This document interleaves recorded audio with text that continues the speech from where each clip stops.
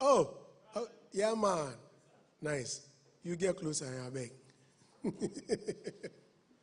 Daphne, please get closer.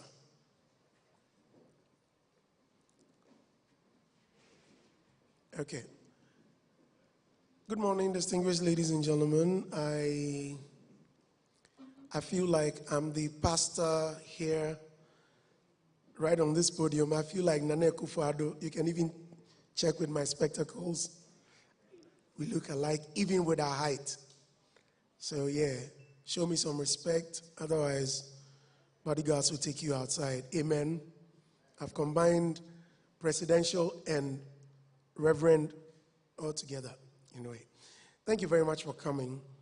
While we wait for the others to join us, time is not on our side. We have to start the event. Excuse me. We all know why we're here. My name is Andy. I'm sure some of you don't know me. I'm the youngest of all the presenters on radio and on television. A proud one at that. And so, and a very good friend. So yeah. But let's not spend too much time. Today we're here for a very important discussion, again, for our voices to be heard. Mind you, whatever we discuss here will be tabled and well implemented. And so, whatever you have, please make sure that you deliver or you let go, so that the elders will also take good notes and then apply it appropriately for the next TGMAs. Okay? We all know how we all revere the TGMAs, and yes, the approbation that comes with it. We all know. And so, yes. But let's not spend too much time. Let me invite the PRO for Charterhouse as he kickstarts the event, Mr. Robert Class. Ladies and gentlemen.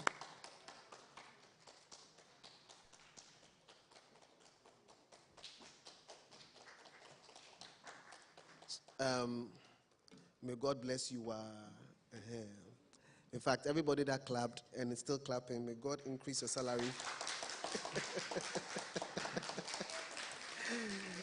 May God open doors for you. May you become a shining star. May your going out and your coming in never be the same. May doors and opportunities. On a more serious note, thank you for coming out. And there's an obvious thing I'm supposed to say, but I'm not going to say it. We all understand, we all know what it is.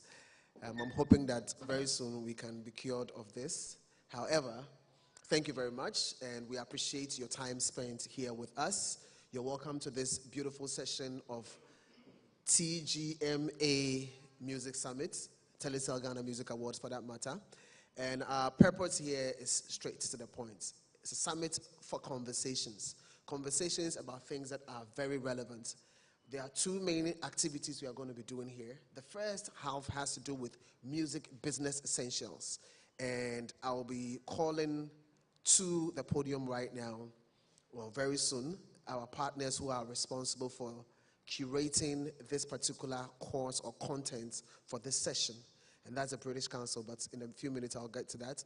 And then the second part, as Andy was explaining, is the have your say, industry have your say.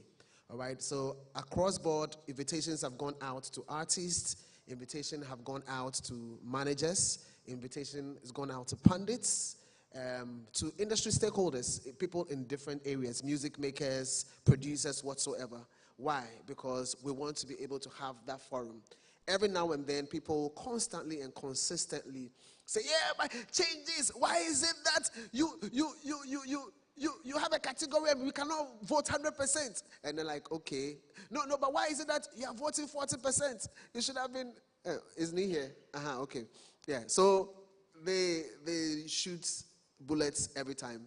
Today is that particular opportunity. Why is it that urban gospel category doesn't have something for themselves? Okay, so they are all here. We want to be able to listen, dialogue, and together we should be able to present something that eventually helps us. 25 years having done this, and 25 years moving on. We want to be able to move on right. We are actually even extremely delighted to have, while everybody is special, and I want to acknowledge you, I just want to quickly say in 25 years, one of the key persons who's been there is Uncle Fredima, and I just want us to appreciate him right now. Yeah. So historically speaking, I'm sure if anybody drops anything that is off now, he'll say, hey, it wasn't like that, you know. And there are quite a number of people here. I see Rosalind, I see Jay Smoke, I see Kula, I see Adam, I see, yeah, you know, Knees here, you know, so quite a number. Oh, yeah, quite a number of people here. So we are going to go into the very first part of the program, and this very first part of the program has to do with our partnership with British Council. And while I love this particular project because it's curated by 4 universities in the space of arts, I'm particularly extremely excited about it because it is something that this particular platform is going to share with musicians and people of the creatives. So rather than taking the words out of his mouth, let me use this opportunity to welcome up on stage our partner for this particular session, representing the British Council, and the lead for the So Creative e-learning initiative. Ladies and gentlemen, if there is no chain preventing you from clapping your hands, shall we please put our hands together for Paul Akrofi?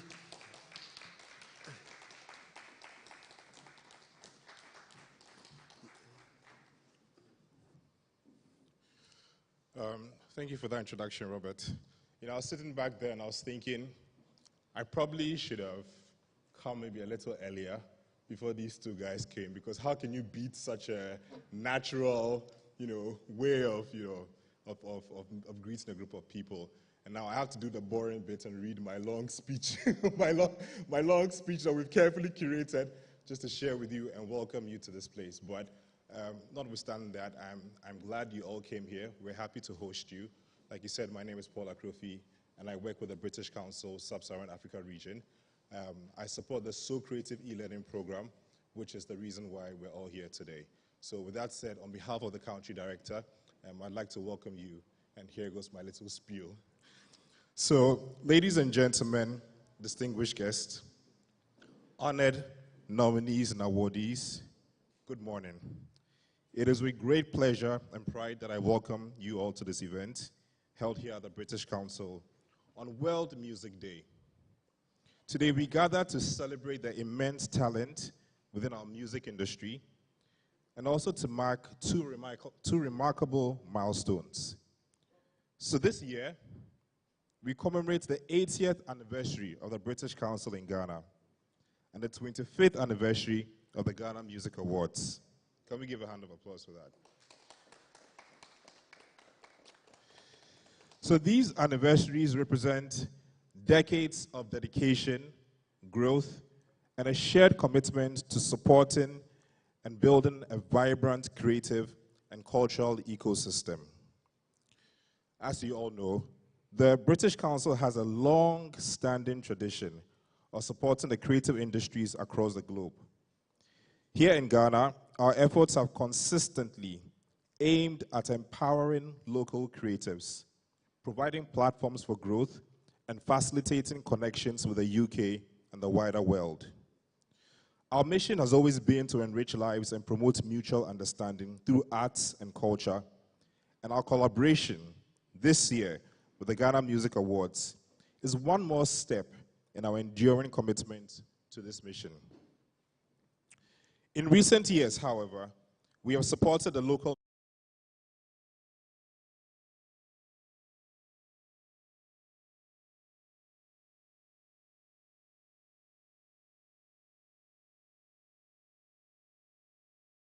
UK, and we are currently working towards expanding various regional programs centered on music, such as the Scripts and Bars, which was piloted in Zimbabwe, and we're hoping to bring that to Ghana as well. This year, we're particularly excited to sponsor the Unsung category through our So Creative e-learning program. The initiative is designed to build enterprise skills capacity within the local music industry, providing emerging talents with tools and knowledge necessary to thrive in a competitive landscape. The So Creative program is also a pipeline to various opportunities within the British Council's extensive network. We believe that by investing in the potential of our young artists, we can pave the way for a vibrant and sustainable music industry in Ghana. So today, as we host this music summit, bringing together all of you here, professionals from across the Ghanaian music industry, we're excited about the potential of collaboration and collaborating truly with all of you and the continuous building of a vibrant community. Once again, as we celebrate our 80th anniversary, we are proud to stand alongside the organizers of the Ghana Music Awards Charterhouse, as we are also celebrating a quarter century of excellence in recognizing and rewarding musical talent in Ghana. Together, as we commemorate these milestones, we truly look forward to continuing our support for the creative industries in Ghana. We are very excited about the future and the many opportunities that lie ahead through this collaboration and potential opportunities that we're also lining up for the creative industry in Ghana. So once again, thank you for being here to celebrate with us as we reiterate our continued support and upliftment of our creative talents, ensuring that the legacy of the Ghana Music Awards and the British Council continues to inspire and empower future generations. Thank you so much. So, with that said, I'm going to move into what they did over here. There's a session that we're going to have which really truly introduces the purpose or our heart for this collaboration, and that's a So Creative e-learning program. We have some professionals that we work with. These are also delegates that we've supported, and we want to have a conversation really about their experience, and for us, what we think is the need and the purpose, what we think is the need and the purpose for a program like this. And so I'm not doing this by myself, I'm going to invite Khadijat, who will join me on stage, and our colleague in Nigeria as well, who will join us virtually.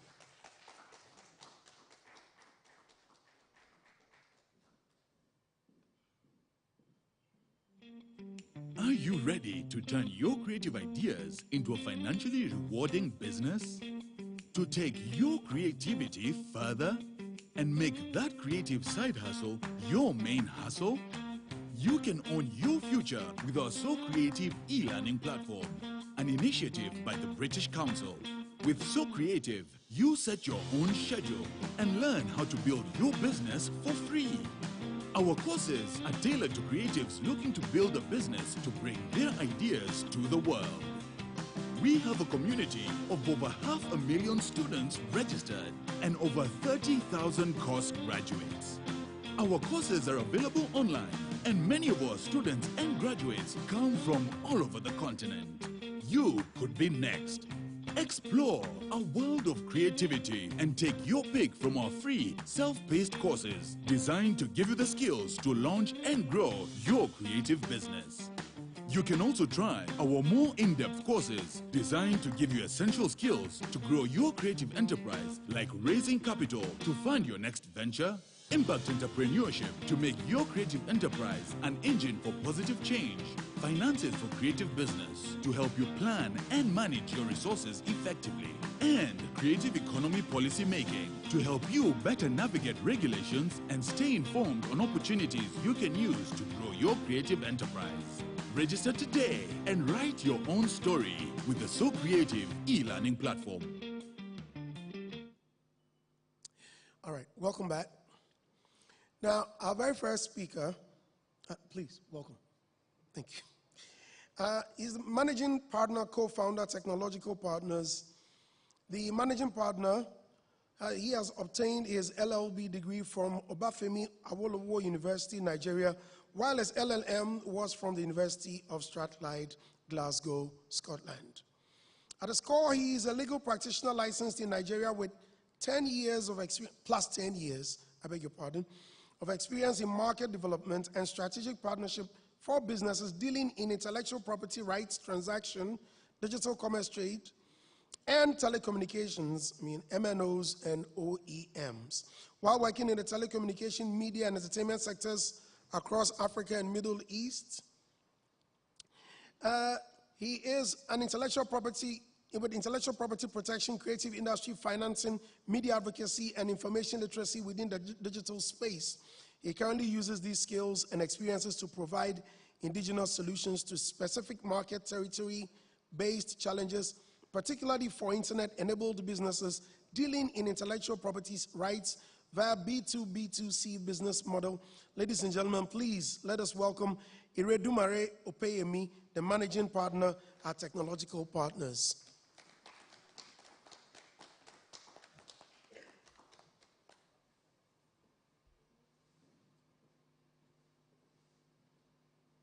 Hi, hello everyone. I hope I can be heard now. Okay, great. It's nice to connect with everyone today, and I'm really happy to be here. Briefly, let's just, I think I've been introduced, so I don't think I need to go over myself, but something everyone can link up with me is if you have Boomplay on your phone or you have Ayoba on your phone, whatever you see that is happening there around music on both apps, that's something that I'm behind the good work of music you can see there and how people interact with music on those platforms. So briefly, to just speak about my experience at the Brighton Festival, The Great Escape, and then linking it to what I've learned and what we can learn from it, and how those who are learning on the So Creative platform can also begin to use the skills that they learn on this platform to create an economy, not just for themselves at the micro level, but also at the macro level where it benefits everyone else and the society itself. I was a British delegate for the Great Escape in 2022, and it was just shortly everyone was just settling out of the impact of COVID, and business were just beginning to pick up. And for the music industry, people were not able to perform for roughly about 2020 and 2021. But the beautiful thing, and which I picked the way, was how the entire ecosystem at Brighton were benefiting from the music industry. From the Uber cab, the taxis, the security officers, the bars, the restaurants, the foreigners and the tourists traveling into the town. While they were having fun and enjoying themselves and having wonderful experience with the work of creative people, the creative industry was clearly remunerated for it. And when you go to the bars, you would see people displaying their public licenses. When you take Uber and you get your receipt, you will see the Brighton Festival charge, and you could follow the policy to see how music is being paid for. And the interesting thing about this is a festival that started by Mama Festival in 2006 for 100 bands to perform across 10 venues. Imagine band. And fast forward to about 20 or 15 years later, or will I say 16 years later, it has become a place where about 450 bands perform across different venues, and 450 bands from all over the world. To me, it opened my eyes to the possibilities of what private people and average citizens can do in order to build a business, an idea, an ecosystem that can benefit the whole creative industry.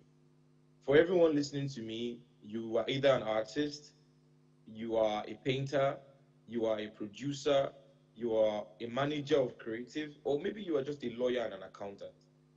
You are responsible for the development of the ecosystem. The ecosystem is a system that you feed and that feeds you back. So if we talk about piracy, if we talk about lack of investment, if we talk about lack of information and education in the system, it's a collective responsibility, right? If an artist is not well educated enough to know their rights and to be well informed, how does the artist want to work with a manager who is a professional? If a manager is a professional, how is that manager going to work when the artist is working with is not well informed and has a lot of trust issues? If the manager is well informed and artists are well informed, is the bank manager informed enough to know how to give artists credits so they can be able to build their studios and shoot their work? And if all the professionals are involved, what about the public who needs to pay for music for you as a creative, or to pay for film, or to pay for a dance festival? Because the creative industry success relies on mass market. From the everyday people who is willing to pay for your creative work, who see your creative work, and who acknowledge that your creative work is making a good contribution to their life, either their business or their private consumption.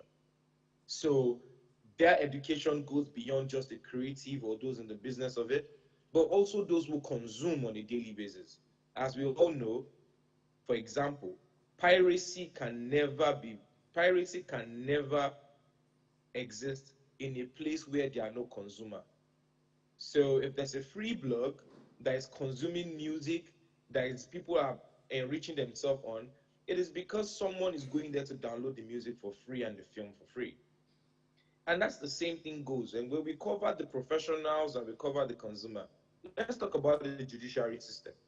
Is the judiciary well informed that for every day a film and a music is subjected to contest and has not been decided, money is being lost to the creatives and everyone involved, and somebody somewhere is sitting on that money and using that money to gain interest?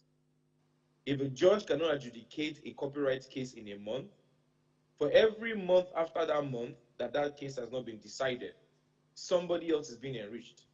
Somebody somewhere is taking all the money that's been paid for this creative work, holding on to it until the judge has decided. But before that decision, that money is being used for something. So, in my opinion, all the challenges that we see in the music industry, whether in Ghana, whether in Nigeria, and by the way, like I have about 2 to 3 businesses I'm invested in Ghana in the music industry and in tech. And I also definitely have clients in Ghana who are heavily invested in the music industry. And our problems are very similar, whether from Ghana, from Nigeria, either from investment level, either from lack of education and sensitization, either lack of financial market or financial intervention from the creative industry. They are all very similar. What we say is that the only reason why the creative industry, after about 20 years of researching it, to know that this is not working, is because the entire ecosystem and stakeholders are not well educated, are not well informed about the value that the creative industry had to our entire economy at a macro level. Another very, very crucial importance is a lot of us, which is the young ones who are driving this industry, do not know what is government role and what's private sector role.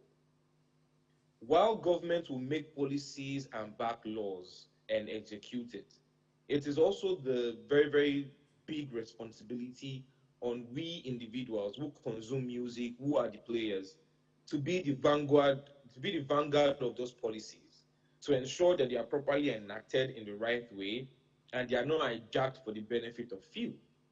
So where we learn our skills, we learn our trade, we are able to sing, we're able to dance, there's a big studio, we are signed.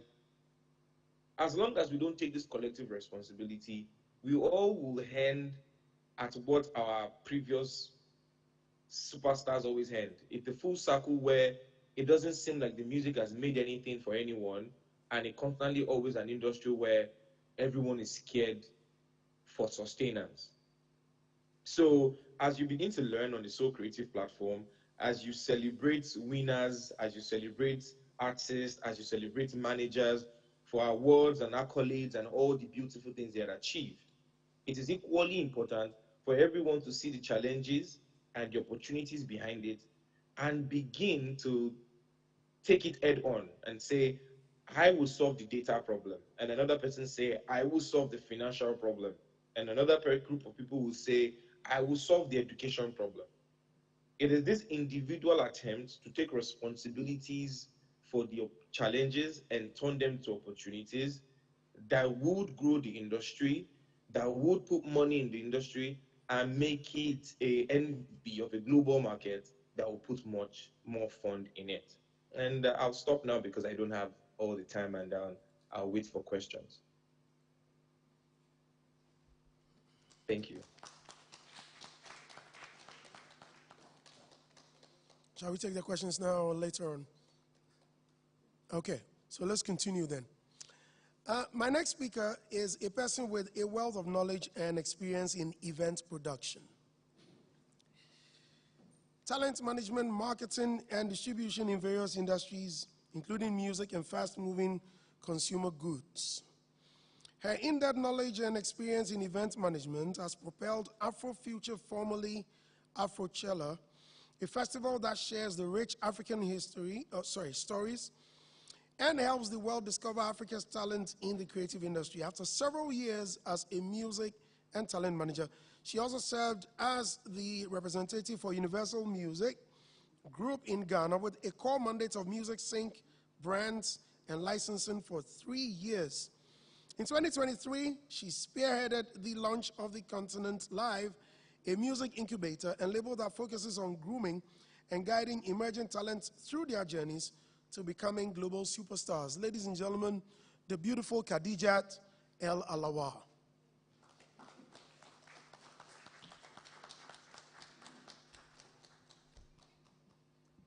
Hello, good morning. Still in the morning, right? Good morning, or afternoon. Okay, good afternoon, everyone. It's an honor to be here, to look at the growth of the industry, to see the people here, to see that there are generations of musicians here today, and to be celebrating 25 years of the awards that has recognized Ghanaian musicians. It's something that is laudable, and we should be proud of ourselves. In 2022, I had the privilege to be picked to represent Ghana at the Great Escape Festival. And in as much as it was such an exciting time, it was also a time to reflect. And that's where I met Ire, and we've been able to continue to be friends, to share ideas, and to even work together. But what I experienced at the Great Escape, like what Ire said, showed me that there were possibilities and it was endless. And even with what we had done with the festival here, being able to grow from a festival of 4,000 people, and as of 2022, we had about 20,000 people at the festival. Looking at the number of people we employ, when we started in my department, I was the only one. Currently, when we do the festival, my department has 20 people. The festival on its own employs between 300 to 500 people to work on the festival, not talking about all the auxiliary people, including the hotels, the car rental companies, and the likes that are able to optimize the opportunity that the festival has created. Yes, it is a cultural festival that touches on multiple sides of culture, but music is a very core part of what the festival is. And the musicians that we are able to draw are able to bring all these people to come and experience the talent. And it's been amazing to be a part of that journey.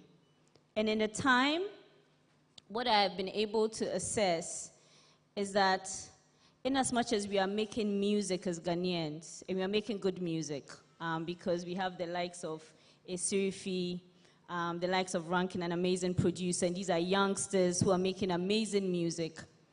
We find that we are not able to go past a certain level, irrespective of opportunities that are around us. So I was speaking to Paul 2 days ago, and I was saying that, yes, we might have some issues in the industry, like any other industry, as we are growing. However, I feel that the immediate solutions that we can give is to empower the talents themselves and their immediate support. You'd find that whenever you find an emerging artist, they immediately have a friend, a brother, a sister, or cousin that is around them that is acting as their manager. And a lot of the times people frown about that. And I think that it's an amazing thing, because the truth about when you are starting something, like any startup, the only thing that really pushes you to continue is the love that you have. So that close bond that you have with your sister, your friend, your brother, they are practically maybe the only person that truly believes in you. And that is what will continue to push you forward. So I completely believe in that. However, I also believe that as we are entering a space, we need to be able to educate ourselves in that space. You might be a doctor, you go to school for 6, 7 years, but you still have to read because science is changing and it's improving. So as an artist and an artist manager, yes, you might start from a place of not knowing, but there's so many resources available to us, very much like the So Creative platform that has been created, that is supposed to give you that information that you need. Because I believe that for a lot of artists, the struggle is that you're not able to, first of all, know the person that you are, who you are, what kind of artist you want to be, what kind of story or what kind of journey you want for yourself, and what that journey looks like. Because once you are able to identify that, then you are able to find the tools that you need towards that journey. And that's why we started the Continent Live, which is an incubator and a label that supports emerging artists. I believe that as a talented person, the music comes from within you.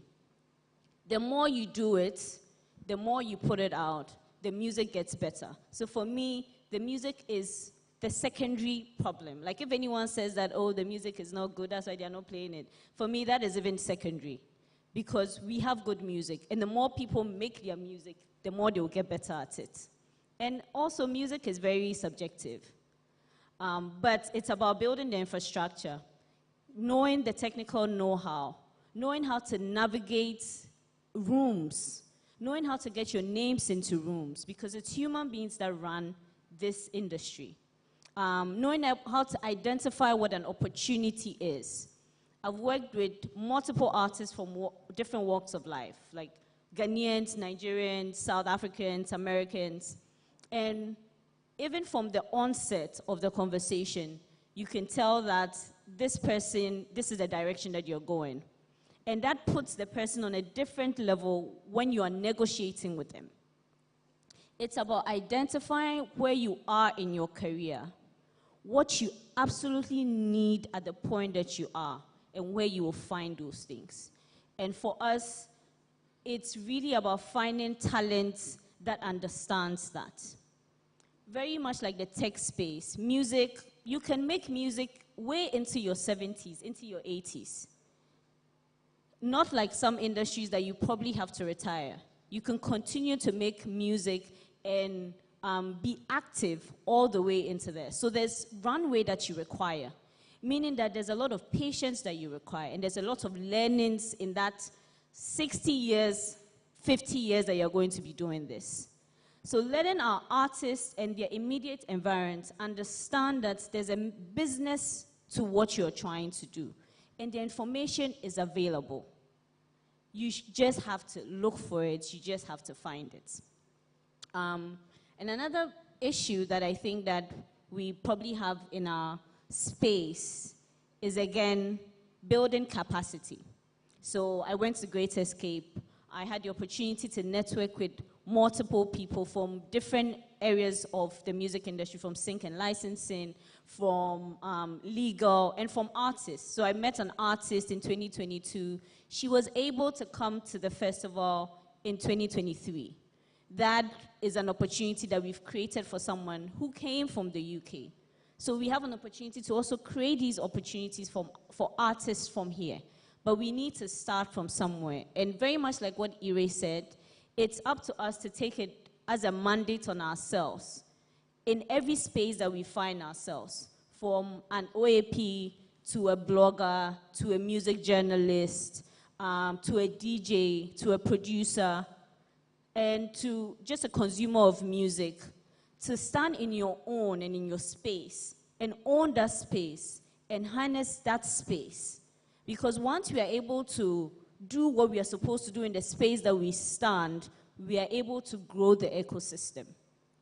And it needs to go around for everyone to get a piece of it. So just to conclude, I'll say that we've come a long way. We are doing well. but there's so much more that we can do as Ghanaians. And we shouldn't spend our time focusing and comparing ourselves because we don't know the backstory of the people we are comparing ourselves to. As artists, I would say that be true to yourself, know yourself, see the journey you want to be on. And you can literally see that, okay, the kind of career I want is like, I want to be a Rihanna, who is an artist, performer, now is a mogul, who is into fashion and in hair. Or you want to be a performing artist who is touring the world. There are people that you can pinpoint and say, this is the career path that I want. Even if it looks similar, it doesn't mean your path is going to be the same. But knowing yourself and knowing the journey that you are trying to embark on, you'll be able to find the help that you need towards that journey. So I'd like to say again that the So Creative platform is one of the platforms that can start you on that journey by educating yourself and educating the people around you so that whenever opportunity is placed in front of you, you are able to, first of all, identify it as an opportunity and be able to optimize that opportunity whenever it comes. Thank you. Wow. Okay. No. Right. Thank you very much. Now, to discuss a course created by 4 universities to empower creatives, Mr. Paul Akofi is here to discuss the So Creatives.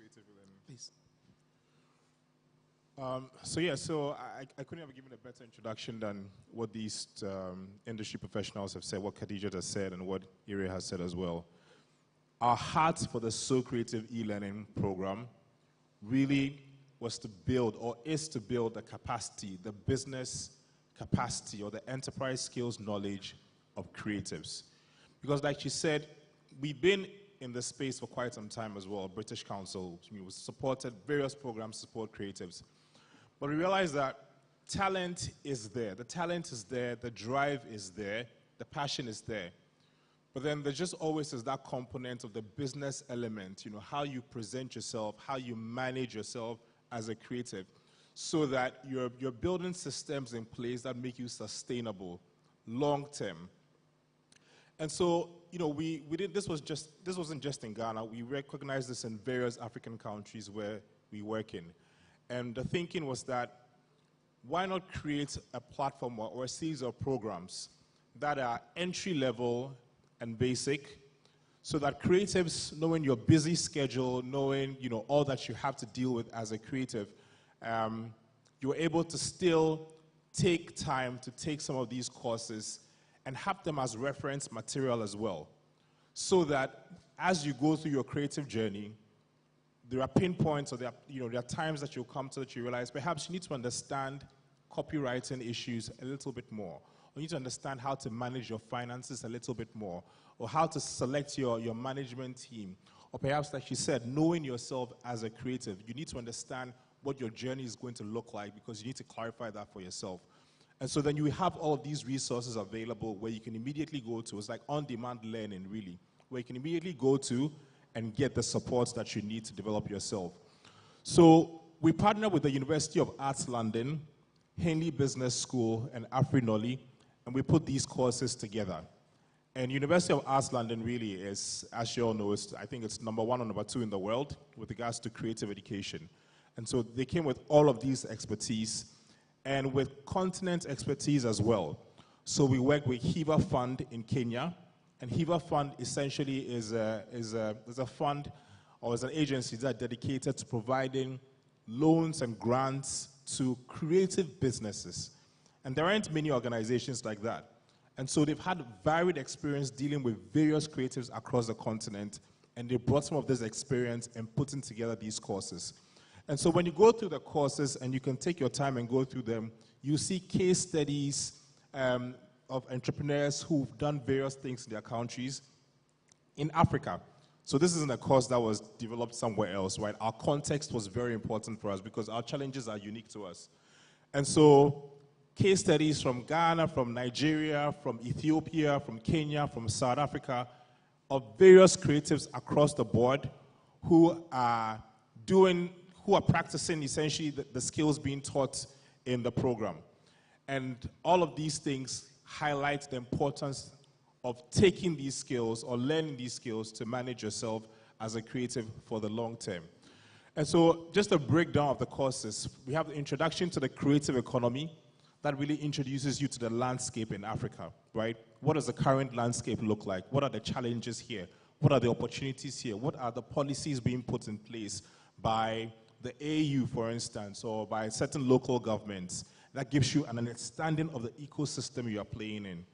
And then it also then goes to growing as a creative enterprise. So then the systems you need to start putting in place as a creative so that you essentially understand how to manage yourself and how to grow and how to be appealing for investment.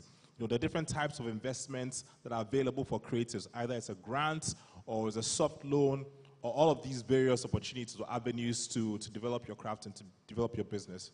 And then we have sustainability or social enterprise, essentially. So thinking of yourself in an ecosystem form. I like what Ire was talking about when, and I think you also touched about it. So actually, one of the things I didn't mention was both Khadijat and Ire are alumni of a cultural exchange program that we offered at the British Council called the Great Escape. So Khadijat went in 2022, and with Ire as well. And they both experienced the festival, and they saw the ecosystem that happens around the festival or a series of activities, right? That is centered on music, but touches all the different touch points, right? So from the Uber, from the restaurants, all of that, everybody benefits from that. And so a social enterprise, essentially, we're helping you to think of your business and the various touch points you can have as a creative entrepreneur and the impact it can have in the community that you're operating in. And so you're thinking on a much broader sphere. And then we have policy for creatives. So you're thinking about how to empower yourself as a creative so that you can negotiate within your ecosystem. You can understand the opportunities, and you can understand the policies that are in place, and you can dialogue with policy stakeholders. And so in countries like Zimbabwe, where we run this program as a hybrid program, the creatives had the opportunity to meet their local policymakers and to ask them why certain policies had been put into place and how these policies were either supporting them or not benefiting them, right? And so that's the purpose of these courses, to empower us so that we know our craft, we know our industry, and we're ready to dialogue with people who are ready to invest in us, but who can also create an ecosystem for us to be sustainable. And that really is the heart of it. So if there's a bit of time, I know we're having one or two, you're figuring a few things out, but I might do a demo of the platform just to show you the interface. If that doesn't happen, we have your details, and so then we'll share that with you, and we encourage you to sign on to the platform and have an experience of it yourself. As Sophie is here, she didn't prepare for this, and so I'm not going to call her out. But as Sophie was one of the participants for our program, the So Creative Creative Enterprise Support Program, which was focused on music. And taking the So Creative program was part of it. Going through the course was part of it. And we're happy to say she was one of the winners of our, of our event. So we're really excited to see her career and her trajectory.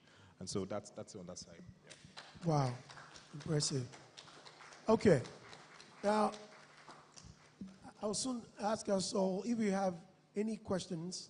So we have a Q&A. Can you please turn my mic up, please? Yeah. Ted, please. Thank you. Before that happens, so we have a Q. Sorry. Can I say one more thing? Yeah, one more. Go ahead.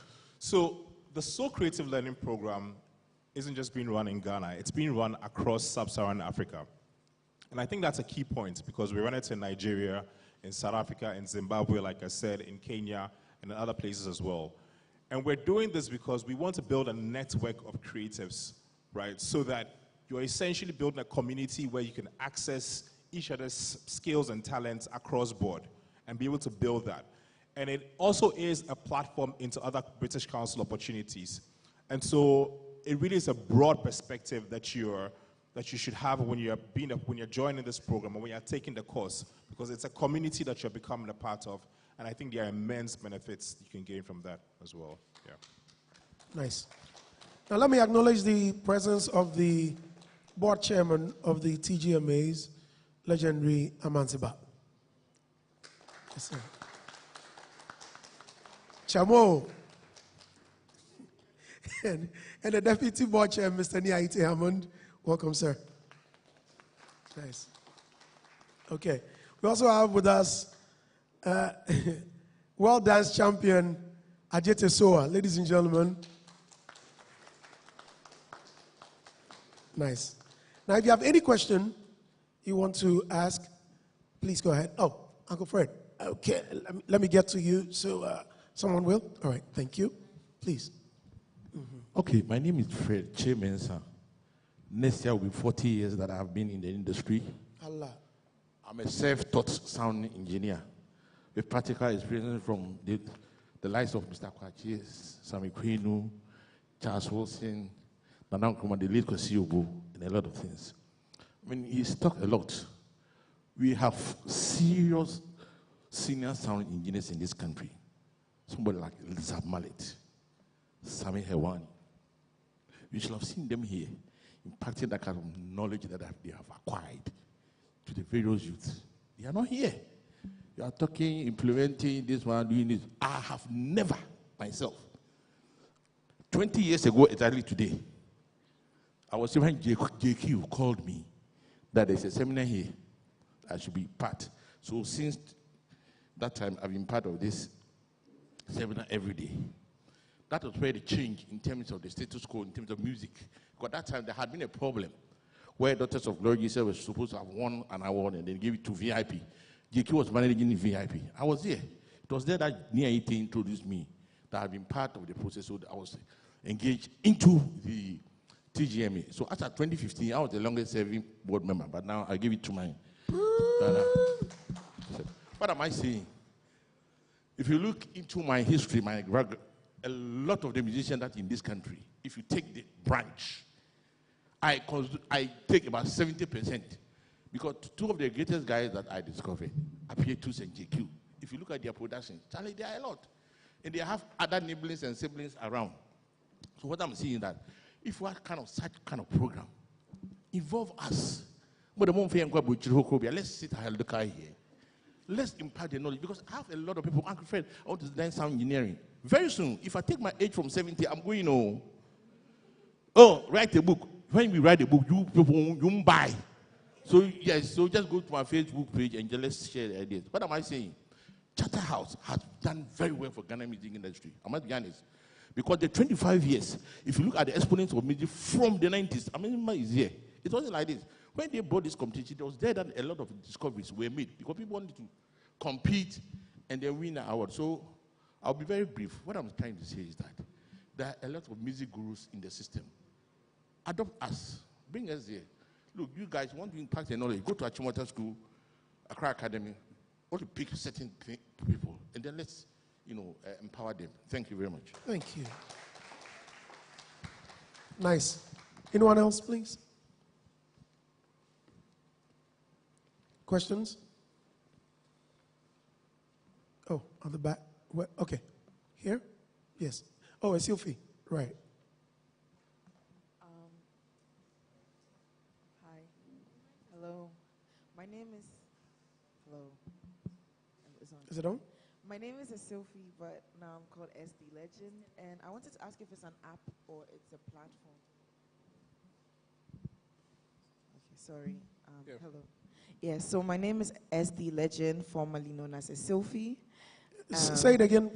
SD Legend. S the Legend. the Legend. Yes, formerly known as Sophie. Oh, no, wow. Yes. I wanted to ask if it's an app or it's a platform or it's a class. I want to know what it is. Yeah. Okay, so that's a really good question. So it is it's a learning app, really. It's a website right now. Let's just say it's a website. It's an LMS. It's a learning management system. So it's a website. So it's the way you would go on to, let's say, YouTube. You would type into YouTube and watch a YouTube video. That really is what it is. It is a website. You can go there and you can register and take the courses. It's free of charge. We've taken the charge for ourselves, so we paid for it. I failed to mention that. Yeah, so it's so it's free of charge, essentially. It's free of charge. And so you go there, you register and take the course. So we are working on a mobile phone app, and that will come out let's say, second week in July. Everybody who is registered onto the current platform will receive an email or notification so that you can download the mobile app and you can essentially continue to take the courses whenever, at your own pace, essentially, because it's self-paced. There are special programs that sometimes we curate with partners. So let's say we might partner with an Impact Hub, or we might partner with a Jumbo Spaces or another organization, so that we hold, or maybe even, and that's why I said we're looking at partnerships and building relationships where we can partner with one of you who has, let's say, who's working with, let's say, a group of music professionals, 30, 50, and you want to use the So Creative courses. We're happy to partner with you to do that so you can build a capacity and continue to support your community that you work with. And the apps is for Android and for iOS as well. So we're building both apps, including the LMS, where you can go onto your laptop and take the course. Yeah. What was the app again? Please mention it. So it's a So Creative, SoCreativeLearning.com. I mean, if you do So Creative British Council, you see the link and you can do that. Right. Yeah. So Creative e-learning. As in SOCRE, one word. Yes. So one word. So Creative. So SOCREATIVE. Right. So you just do So Creative e-learning. You see the link on Google and you can sign up. Yeah. Right.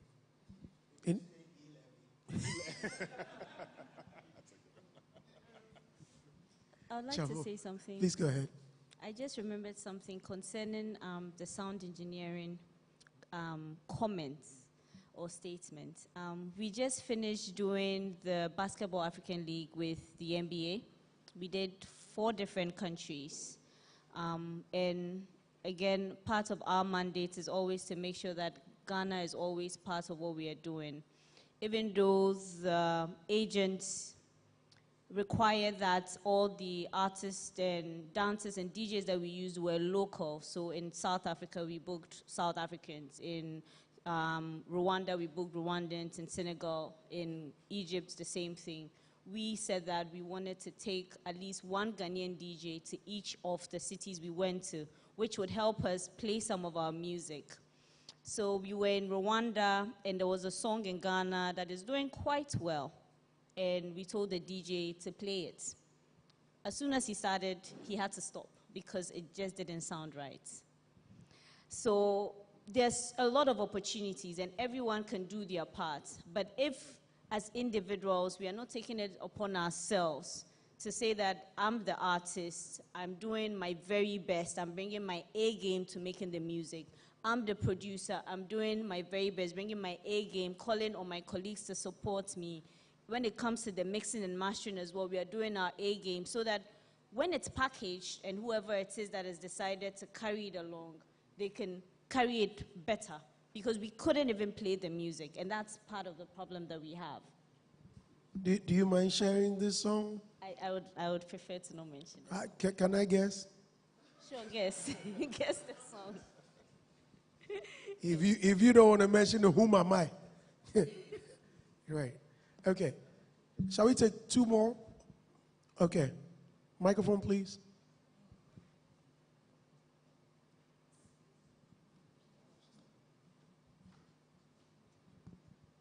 Hello. Hi. Hello. My name is Philip from Uprise Music. Khadija, so this question is more directed to you. You mentioned the fact that in Ghana we have a lot of talent and the fact that more needs to be done. So I'm sort of thinking, I believe we have a lot of emerging artists, underground artists who are very talented, but then to rise to the stage where they can be recognized globally, they themselves don't even know how to go about it, or let's say they are trying to find it, but they don't know exactly what to do. From your experience and point of view, what sort of advice in terms of journey would you say that an artist can sort of go through or do to meet that kind of status that can also bring glory and shine to Ghana music industry? Thank you for the question. The first thing is they can come to seminars like this because you have to educate yourself, you have to know, and then you have to network.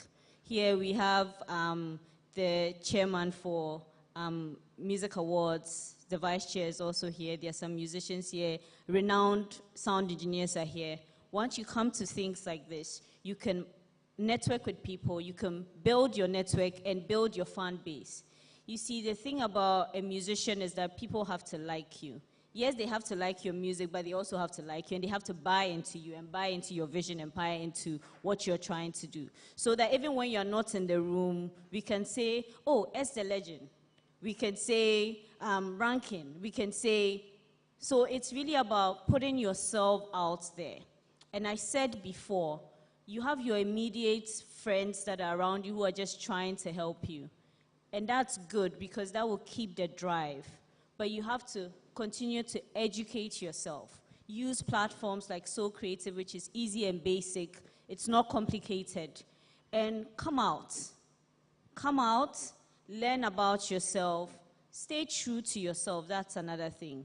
I feel that a lot of the times artists are trying to chase a certain sound. They are trying to chase a certain hit. But if you're a true musician, the music is coming out of you. And if you stay true to yourself, you would get better and you would improve. And then if it's 20 years down the line, you realize that it's not for you and you stop. So I say consistency is the singular rule of life. If you do it long enough, you will know it's yours or you will know it's not for you. Yeah, thank you. Shall we take one more, please? The last. Chairman wants to ask a question. We die. Not yet. Good morning, everyone, and good afternoon, sorry. We, the aged, we live in the past, so we don't want the days to progress. But the point, this little question that I want to put across probably will come to you. Do you have a recording studio here? No, we don't. We don't have a recording studio. Yes, it's just, this question is for us to be demonstrable in our discourse, because I believe that if there was a recording studio here, people would be more vexed with practical experience than, because if we come to seminars like this and we have astute engineers here, they can probably walk into the studio and then take us through the rudiments of recording, so that the ultimate for every artist and his product, which is the song, is for you to get a standard sound. Like the lady was saying, when the Ghanaian music was slotted into the machine, they had to, truncate it. So if you don't meet that quality, that standard, it means that you have some kind of limitation. It is primary. Because if you want to knock on the door and you knock on the door and it's locked and you have the right key, you can open it. So I will,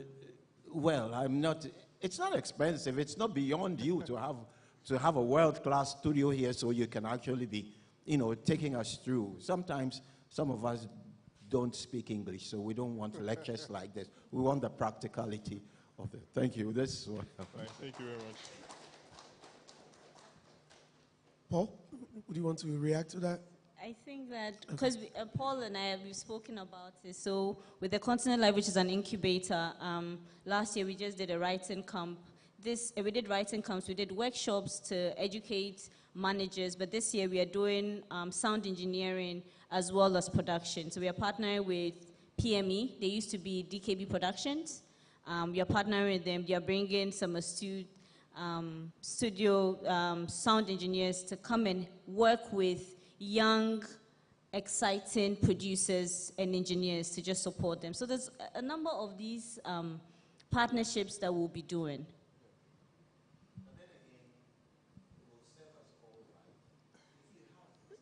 We have our own. So I think that's a very fair question, and that's because previously, for instance, we had a library here, right? But the way British Council works is we support across board all the various verticals. So imagine, Phil must have said we need a, so the way we're trying to work is we want to partner with you. If you have a fantastic studio, we want to collaborate with you so that you can do the training, and then we can come in and provide some of the resources that are, let's say, we are able to spread across board for different verticals as well. And so, like she said, we want to work, for instance, this year we are working with Afrofuture, we're giving them a grant to bring down an artist. When the program SLP was a part of, that's the Creative Enterprise Support Program. We partnered with the University of Arts London, Impact Hub, and Manifest. And they had a studio where they were able to make some sounds. They actually produced a couple of sounds from that project as well. We shot some brand materials for them, and we put all of that content. So the way we work is to work with you experts, because we don't have all the expertise in-house, right? So to collaborate with you and to enable you to support the communities that you work with and the local ecosystem. So maybe, yes, we might think about a studio. Maybe we might come to you and say, we need help to put together a studio for a project. You never know. Okay. One more. Okay. Let's take the final question, please.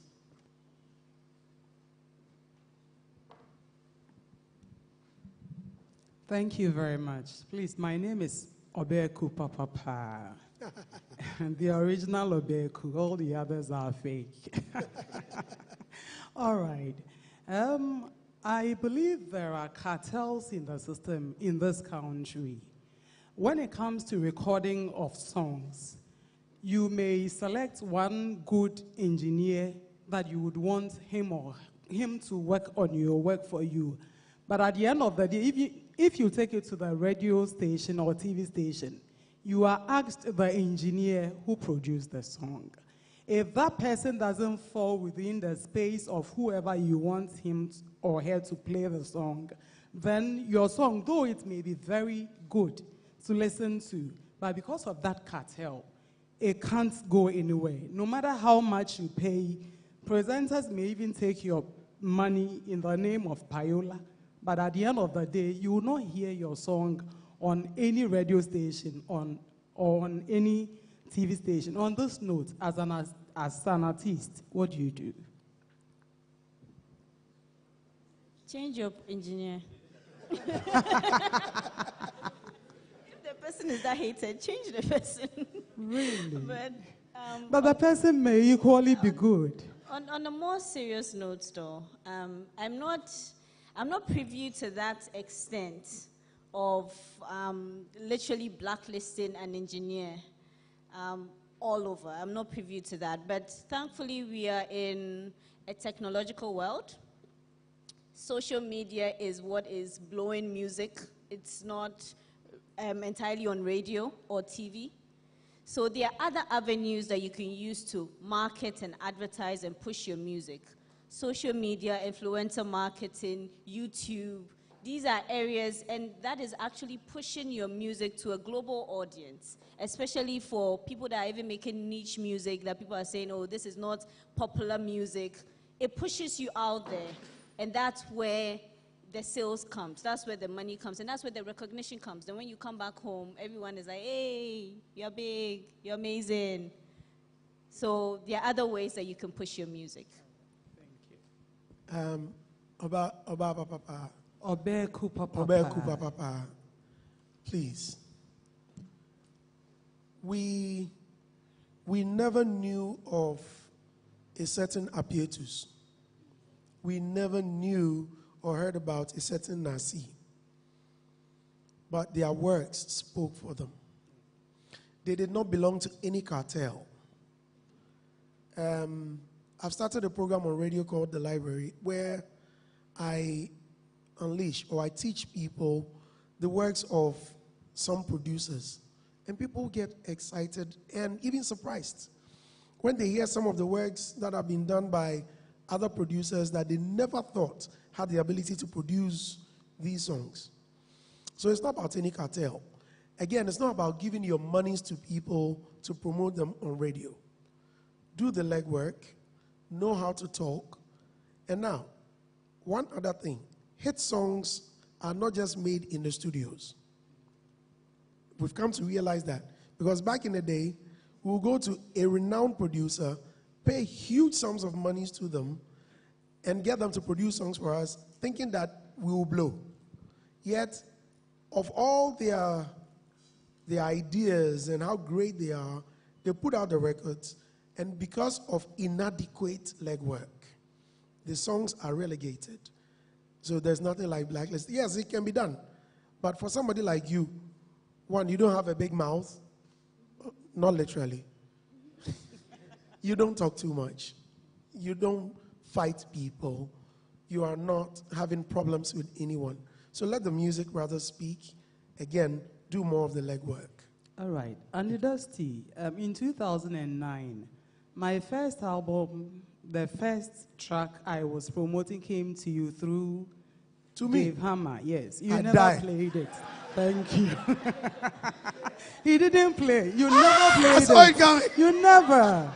You never did. In 2009. I saw it coming. Never. I saw it. Yeah, so there is a cartel. That's it. There's no cartel. You really.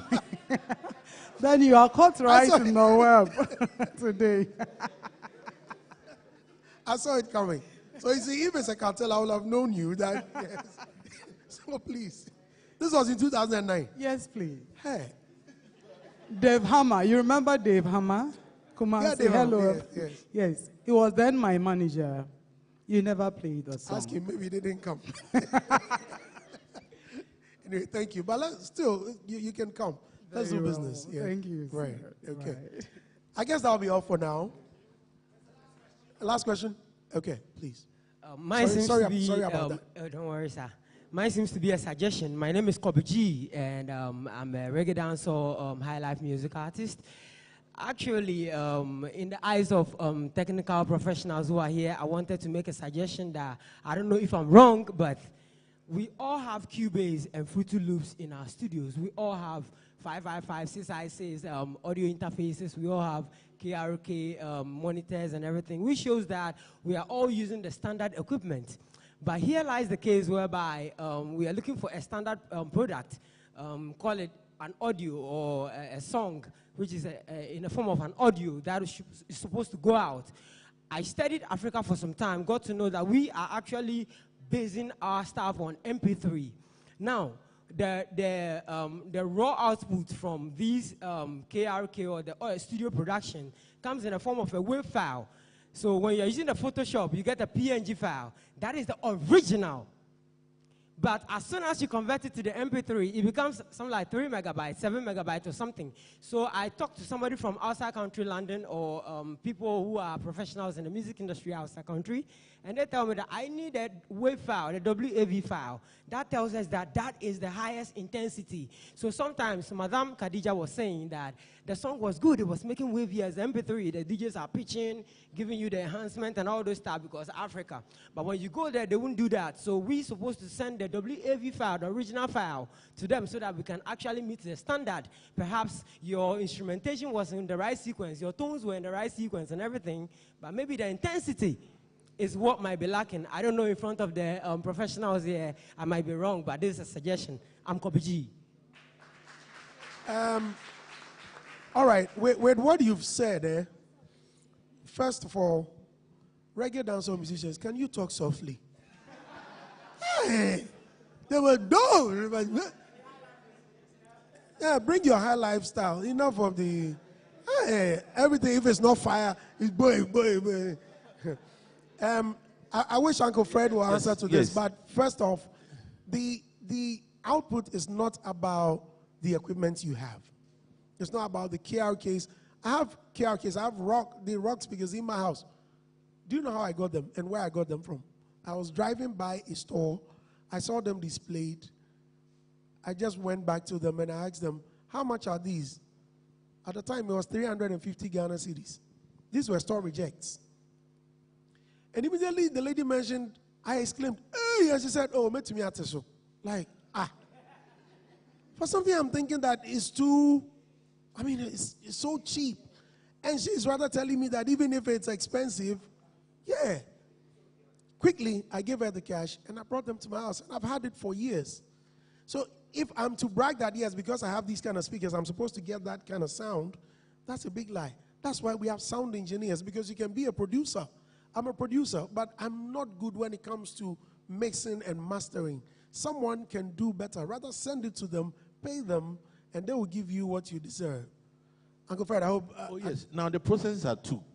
With the advent of technology, you can use waveforms or what we call megahertz to just calculate physics to get the right ambient. But the best of all is good monitors. That's why when you go to any other studio, those days, the NS10 was a reference near-field monitor that when you listen to it, any sound that is played anywhere. Have you gone to a funeral in a village that somebody's song is being played? The combo. Yeah, so sound is subjective. As my sister, sound is subjective. It depends on the medium that you are listening to, even in the acoustic environment. People even don't know that whilst we are sitting here, a lot of people are wearing cotton dresses. The absorption rate and the kind of sound, differs. So my simple listen is that once you have the near-field monitors in your studio and you're able to get the right frequencies, other people who play them based upon their assumptions. Right. Maybe they can EQ to certain points that you don't have. So sound is very subjective, I must be honest. Right. Yes. So it depends on how you listen to it. Because the same place that when people are complaining about this what we call the TGMA, it was the same place that Charterhouse had steel poles. Yes. But that time, the different environment in terms of the speaker placement and everything changed the environment. So what I want to advise is that sound listening is subjective. Right. Thank you. And also, yes. Also, there are standards. If you go to Spotify, there's a standard that is there. Even for music videos, there's a standard for some music videos. Again, they are professionals. They are people who are sound engineers, not producers. They mix and master the music. So, and they are in that business, so they know the standards. You can also find what the standards is, and they can make it according to the standard that is required. You can also send it, a lot of musicians, after they've gotten one person to mix and master, they send it to someone else. Send it to multiple people to get feedback before they agree on the final sound. And also, depending on your voice, the way you want your voice to sound. Another person can mix it a certain way, another person will mix it the other way. So it's really about educating yourself, having the standards, the internal standards, which is your standards that you set for yourself, and what the external standards are and what the global standards are, and work towards them. Thank you. Great. Okay. Thank you very much, Paul. Thank you, Khadijat. And Opeyemi joined us via Zoom. Let's go for a quick break. When we return, we'll get into the TGMAs. Please stay.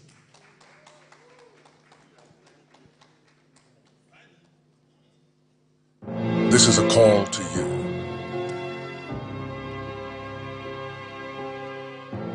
The dreamers.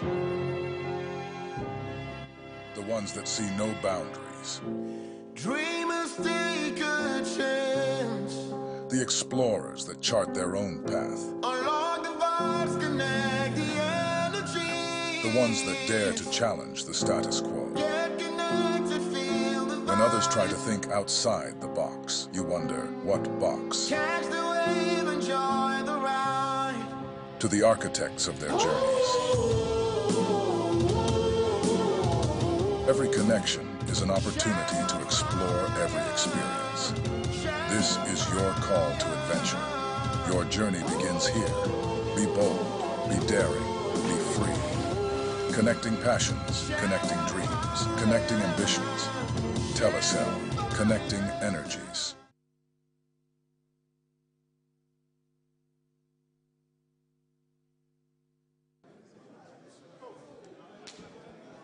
Ladies and gentlemen, please take your seats. Welcome back. Please take your seats, ladies and gentlemen.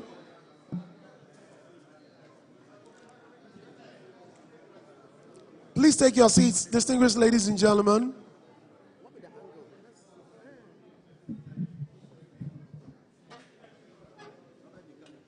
Thank you.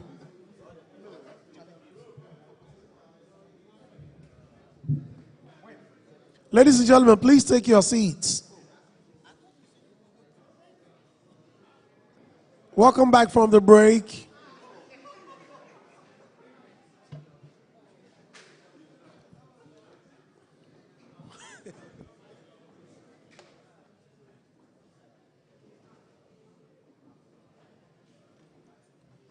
Welcome back from the break. This was a very short break. It was a quickie. DSLY. I said, welcome back from the quick break. Quickie. Yes. Adam, please sit. Lali and Lola, please take your seats. Thank you. Roger, please take your seats. Okula is seated already. Good.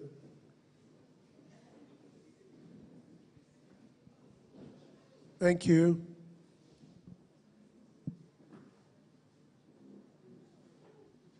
Is that Kazar? Okay, right. Please sit.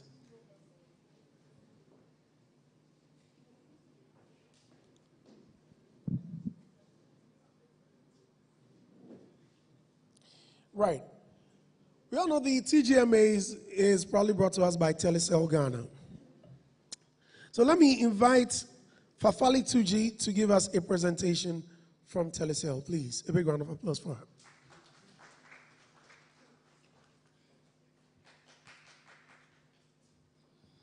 Okay. Hello, can you hear me? Okay. Thank you, everyone. Thank you. Okay, hi. My name is Fafali, and I'm from Telecel Ghana. So I'm here to give you a presentation of a distribution channel that artists can put their songs on, right? Okay, so I don't know if anyone knows about coloring backtones.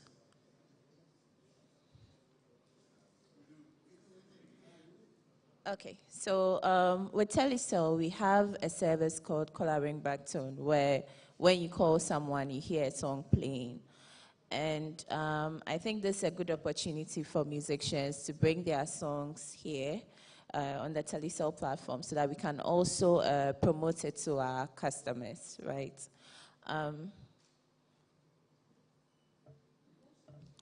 So basically, I just wanted to talk about the service, but since everyone knows about the service, this is just a quick reminder that Telecel is supporting musicians, and you can also bring your songs to us, and then we can also promote it on our platform or on our network. I don't know if anyone has any questions, or would you want me to take you through how the service works? Okay, so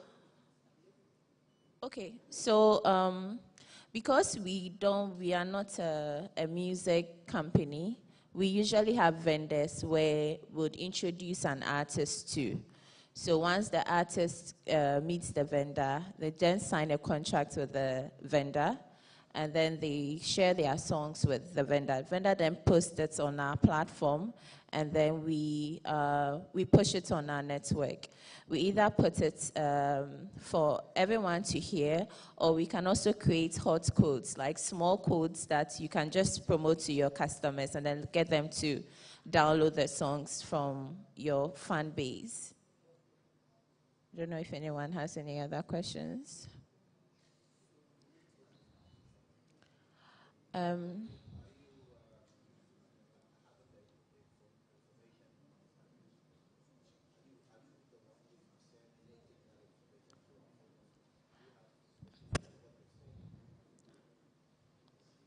Okay, so I work with a vast team. So this is my team. My team manages the platform, and then we also manage the vendor we work with to promote the songs.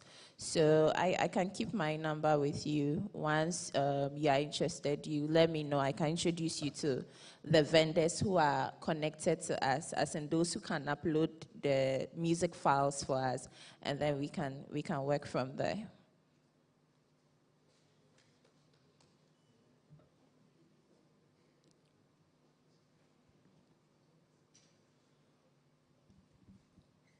I want to know the percentages. How much are you taking?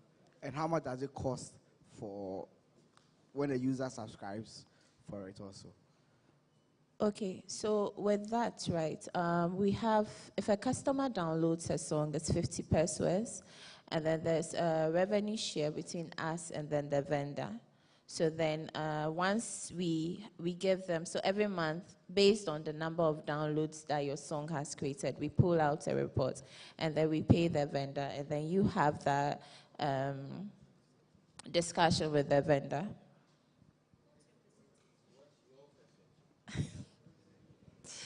Okay. So because we manage the platform and then we also have the customers, we take 70% of the revenue. Okay. So we can have a discussion with them on that, yeah. We can have a discussion with the vendors on that. Okay. Yes, but then yes. 70%. Yes, so because we are supporting them, so you know what, you send it to Spotify. This is just an additional channel, right? No, but I'm saying that this is an additional channel. You wouldn't have gotten it in a way, so. Okay, can I go on? I'm here. Yeah, Osman, business manager for R2Bs. I have actually seen a couple of the reports based on this from our vendors. And I now understand where it's coming from, because if you are taking 70%, and then the vendor and the artist would also then have to split the 30% left, which is probably about 50-50. At the end of the day, the artist suffers. And you realize that then the artist is actually working for you. If you are taking 70%, at least you should create an avenue to allow the artist to be able to probably talk to you directly. Other than that, you need to at least reduce your percentage so that the artist can also be able to benefit something from it. Because sometimes I look at the statement and I see a lot of downloads and you just see a very small amount. And then you ask yourself, how is it happening? And today at least I've been briefed that you are taking 70%.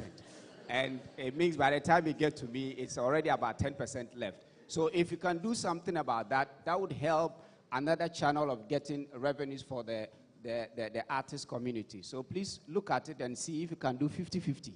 Thank you. Okay, we'll look at that, yeah. 70.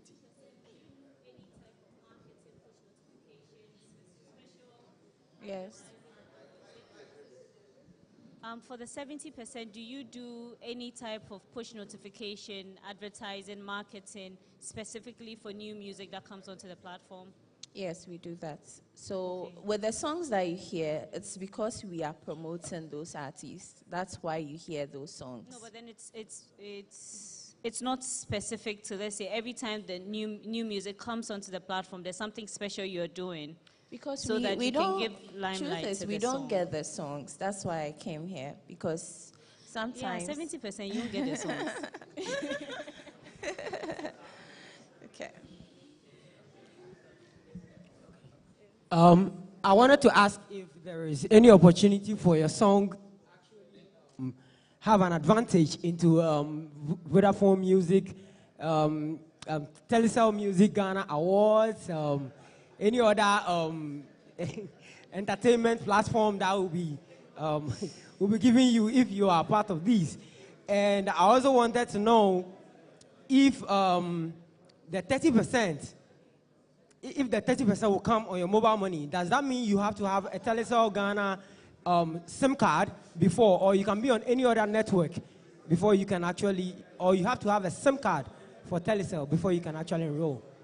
No, you don't need, because we are working with the vendors. So you would go through, we'll introduce you to the vendor and give the songs to them, and then they have access to the platform, so they would upload the songs on the platform, and then we'll pick it up from there, yeah.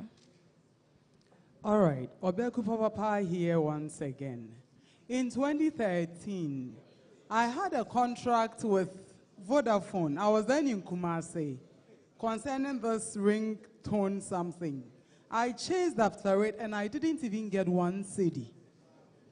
I didn't get a dime, despite how I went to their office at Edum to find out nothing till date. So what is even the assurance that the 30% you're talking about will be given finally? Thank you. Okay, so that's why I said, because we don't have the rights to distribute the songs, usually have the contract with the vendors. So we pay the vendors, and then they in turn pay you.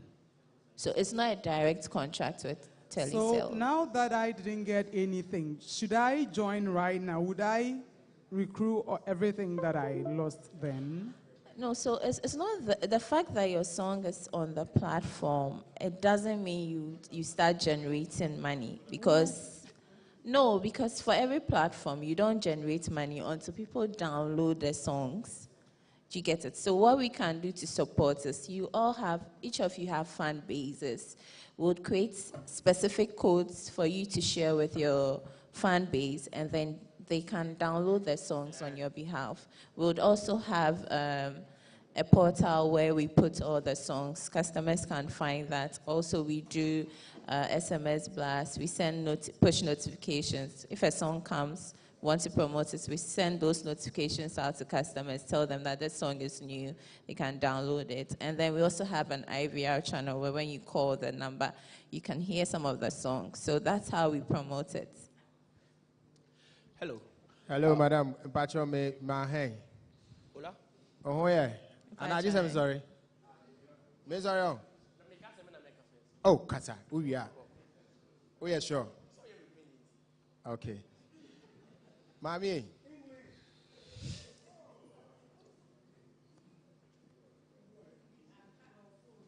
Madam.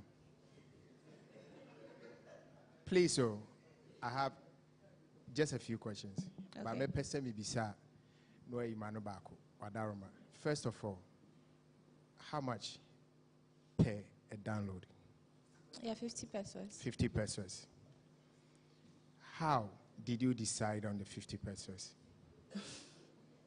Why not 1 cedi? Why not 2? Why 50 pesos? Okay. So if you look at cross-board, for all the telcos, that's the minimum amount they charge for the download. Could you speak up? Yeah, I'm saying that if you look across the telcos, that's the minimum amounts we charge for the downloads.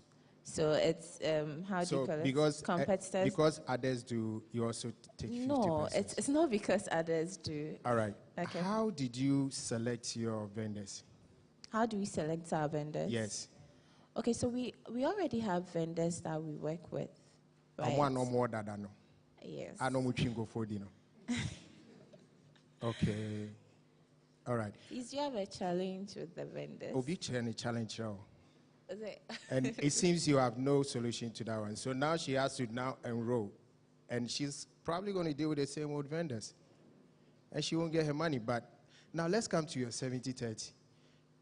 Please. Please. Do you think it's fair? No, I want you to answer us. Do you think it's fair? Okay. Do you go to church? Are you? Okay, ignore that one. I want you to be honest. Like when you had that meeting, when you were asked to come and communicate this to musicians, assuming that you had a boyfriend, are you married? Okay, assuming you have a boyfriend who is a musician, and you want to come and tell them that your work, when we use it, we'll give you 30%. You feel comfortable with that? No, but look, so it's not. Okay. Question so, at the own. No. No, relax. You can answer it. Don't worry. No, I'm not nervous. I'm Okay. not at all. Because. Yeah, but we are listening. Yes, so it's customers use it for a month, and then every month it renews, right? Maybe we can take this up and then look at it, but then in terms of the price, and that's what we distribute the songs for. So we can look at it, but customers also have how do you call it, a buying power for these kind of services. So looking at how easy it is to get revenue from that, we pick. Mami, Wadaroma, when you go back, tell them that you met the people that do the music. They are not happy with the 70-30. So they should sit with the vendors, right, and see if they can do something better. Right. Thank you very much. Let's take one more. I think the final question. Please. Yes. My name is Jabro. you are finding difficulties in answering some of these questions. Let me just make a suggestion to you. With respect to not the 30% percentage, I think that one is a different conversation altogether. You should sit down with artists or probably labels and then have that negotiation with them. That would be the best. Secondly, with your vendors, most people don't know them. Work at your end to be able to let us know who your vendors are. I am privileged to know some of them, but what they are doing backdoor, it doesn't help some of the artists. So you should come out clear as a telecommunication network giving us this service to let us know that you are dealing with so-and-so company, so-and-so individual as a vendor. And so if I am going in to have a deal with you through that link, I should know who I'm dealing with. And if there's any case of what our mommy went through, I should know who I should be able to pick up and then go out. I think that would be the best way. Thank you. Okay, thank you for the feedback. Right. Okay. Oh, I beg time. Right. Okay, madam, I would want to ask this. What actually went into the percentage? That is one. That is one. Two, again, don't you also think that you can also create an outfit at your office, right? There will be a bureau at the office which can look into that particular, that particular sector of the industry, rather than bringing in a third party who hasn't even worked, or it's not worth taking any penny from an artist, but rather you give him back to the artist directly. Okay, so this feedback, well noted. I'll take it back. We'll have the discussion and we'll get back to you. Right. Thank you. Thank you very much, Fafali. But Fafali said she was leaving her number. Said you were leaving a number just in case anyone. Yes. Okay, so my number is 020. Please go ahead. 020-200-9483. Is that your personal number? Hey. Please come again. Please come again. Hey. Madam, you are leaving your personal number here. Hey. Okay. Thank you very much. Ladies and gentlemen, a big round of applause for Fafali. Right. Quick commercial. When we come back, I have Mrs. Teresa Ayoade with me right here. Please stay with us. Don't go yet. Thank you.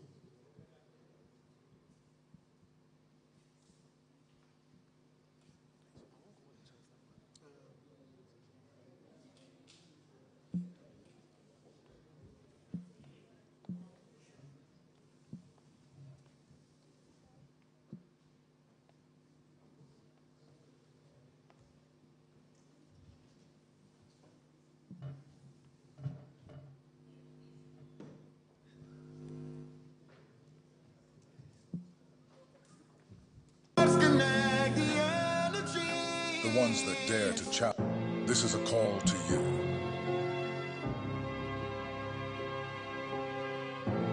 The dreamers. The ones that see no boundaries. Dreamers take a chance. The explorers that chart their own path. Unlock the vibes, connect the energy.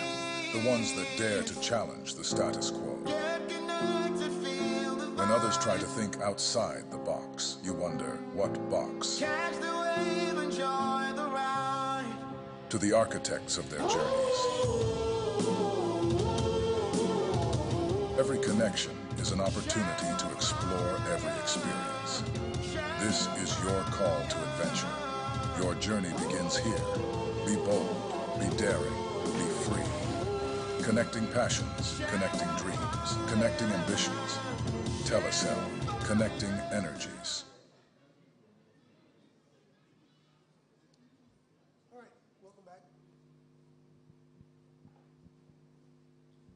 Welcome back, and thank you very much. Please, ladies and gentlemen, let us welcome Mrs. Teresa Ayoade.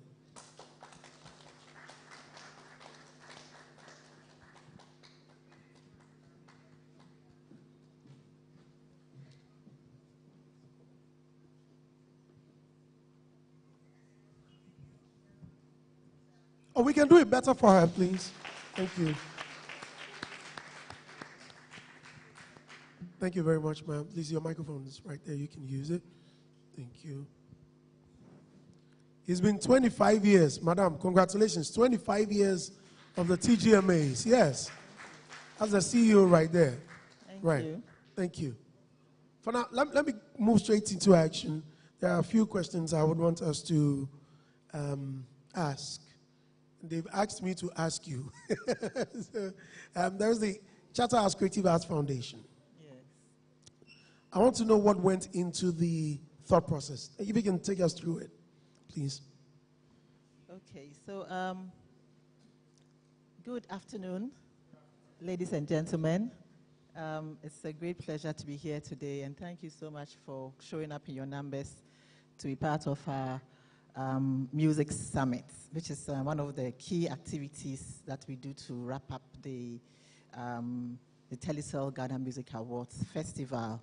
We believe that it's not just enough to celebrate the artists and the works that have been done in the year under review, but the event gives us opportunity to spotlight the industry and showcase it to the world. And whilst we're doing that, it's important to also have the opportunity to have pertinent conversations that affect the development and the growth of the industry. And so this summit is one of the important activities that we do, and we thank you so much for making time to be part of this event. We want to use the occasion of this event to formally announce to you a new initiative that we have established, and it's called the Charterhouse Creative Africa Foundation. It is a not-for-profit organization, and it's basically been set up to basically be a platform for thought leadership and advocacy for the creative industry. Having worked in the industry for over 25 years, we have an in-depth understanding of how the industry operates, and we also have a first-hand experience of the challenges, and in the challenges also lie the opportunities. So we want to create a collective that brings the industry together to have these in-depth conversations, and in so doing, extract the value chain and ecosystem, have conversations around the ecosystem and the value chain of the industry, and extract the opportunities therein for investment, for employment, for job creation, and basically everything we can do to promote creatives to thrive in their space. We want to be able to be a collective that can lobby for policies and initiatives that can support our industry to grow. Most of us are working as creatives, but we are working in silos, and everybody's doing their own thing in their own corner. But how about we come together as a collective and share ideas and come up with solutions and drive the conversations ourselves towards the betterment of the industry. So that is the movement that we want to create with the Charterhouse Creative Africa Foundation. And while we are doing that, we also are coming up with a lot of initiatives and activities that will throw the spotlight on the industry, and that will address some of the gaps that we have encountered and that we have experienced in our 25-year journey in the industry. So we'll go into that a bit later on. So that's basically the inspiration behind setting up the foundation going forward. And it's also like a legacy to the industry, having operated as a creative enterprise in the industry for 25 years. Next year marks our 25th anniversary in February. So we'll be having a big celebration next year. But in anticipation of that, we thought that let's do something for the industry. Let's leave a legacy for the industry. So that's why we set up the foundation. So what a celebration. Are we going to have a party? Always. Right. Now let's look at the orange economy. It's been, 25 years. Mm-hmm. How has Charterhouse's engagement with the orange economy evolved? When we talk about the orange economy, we talk about the creative and the cultural sectors of every country. And it is a huge contributory factor to the national GDP of every country. and it contributes significantly to employment and job creation. So we have a very important role to play in our sector, but somehow in this part of the world, we seem to be ignored most of the time. But the orange economy, basically, as you all may be aware of, is made up of sectors like arts and crafts, music, fashion, film, media, gaming, publishing, etc. All of these come under the orange economy. So the idea is to basically throw the spotlight on this sector. Now, we have operated in this space. Some of you may know what we do, some of you may not know, but our work spans various areas of the sector. Through our platforms like, which you know, the public events like the Ghana Music Awards, which we've done for 25 years. As you all know, we celebrated our 25th anniversary this year. We've done events like the Night of 1,000 Laughs and Music. That is a comedy platform that promotes comedy talent. We've done about 30 editions of that. And we also have Miss Malaika, Ghana, which is a beauty pageant platform, but it's also an opportunity to expose young girls and give them great opportunities. And I'm sure you know several people who have come out of the platform and are doing great in their own careers. And we've done that for 22 years. And we have, so many other platforms. We are the largest independent TV producers for a long time. We had platforms like Accra, It Takes Two, etc. So when it comes to even audiovisual production, we have a strong history there. And then you look at events. Apart from the entertainment events that you all know, we also do a lot of corporate events on behalf of institutions and organizations, government institutions and organizations, and through those events, we work with a cross-section of creatives across the various spectrums, from visualizers to producers to writers to you name it. So we've worked with creatives across various spectrum of the orange economy, if I should say. If it's about fashion, etc., we've done all of that. So that is what gives us that inside information, and insights about the sector and how it works, its limitations, its challenges, and most importantly, its opportunities. So we don't want to be complaining all the time when we see the challenges and the problems. This is the time for us to now take action. And that is why we're doing this. Wow, interesting. Now, you mentioned the Charterhouse Creative Africa Foundation. Yeah. Well, what does this target to drive the tourism or creative arts ecosystem across Africa and Ghana? So I'll just take you through our mission. Our mission basically is to foster a vibrant and inclusive creative ecosystem by empowering and nurturing creatives to thrive. That is our foremost mission. And the vision that we have is we have a dream where we have a dream of a society where creatives are fully empowered and are thriving and commercially maximizing their talents for the full benefit of society and contributing their part to national development. So this is the ethos of what the whole foundation is about. Our mission and our vision is very clear. And we are aiming to achieve this through several initiatives. The first initiative that we have coming up very soon, which you will all be part of when we announce it, is the Ghana Music Hall of Fame. It's the first of its kind in Ghana. It will be launched in about 3 months' time. It's going to be in partnership with the National Museum and the Ministry of Tourism and Arts and Culture. And it's a very big initiative for us, and it's being spearheaded by the foundation. It's going to be a repository of all Ghana's music history, and pre the Ghana Music Awards, and of course, we hope that it will also capture the history going forward.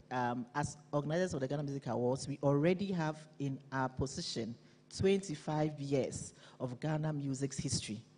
We have all the data in our systems. So we felt that what are we doing with all of this? We've got to make it available to the industry, to tourists, to music scholars, musicologists, students, just elevate our industry to that level where we can have a whole building dedicated to our music. People walk in and can get all the facts and figures and data about our own music. So that's a big project coming up very soon, which we'll be launching. The next one is we are creating what we called the Creative Hub, the Charterhouse Creative Hub. It's basically a creative workforce development program. Let me just read this. It's aimed at, okay, this is easier, bridging the gap between industry and academia by offering internship opportunities to students or youth interested in pursuing a career in the orange economy.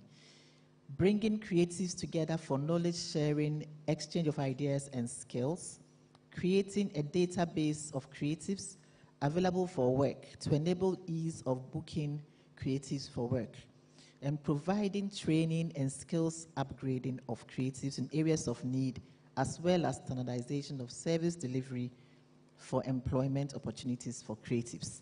So this is a hub that we are establishing for all creatives to come together, and we'll classify them according to the various categories. And if anybody needs information on the sector, that's one thing that we always lack. We lack data on our sector. So when you are making a case and advocating, what is your basis, apart from common sense knowledge or things that we think and we see?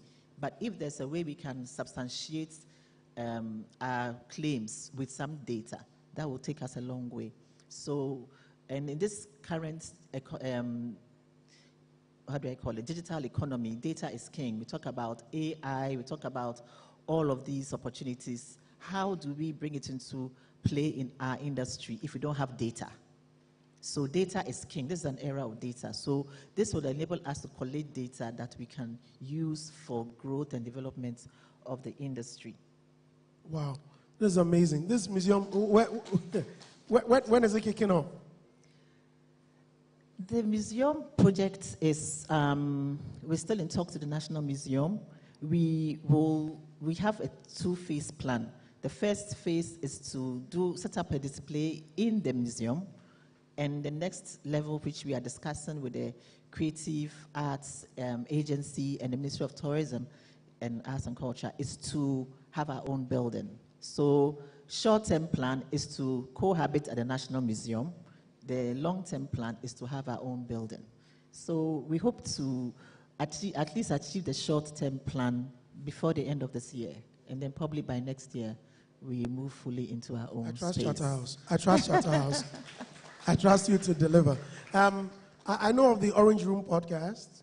Yes, we have a number of other activities, but we're going to be rolling them out one by one. One by one, yes. And we have basically what we call the Orange Room. The Orange Room is going to be basically a creative arts dialogue, and it's going to be a podcast, which will be held once a month.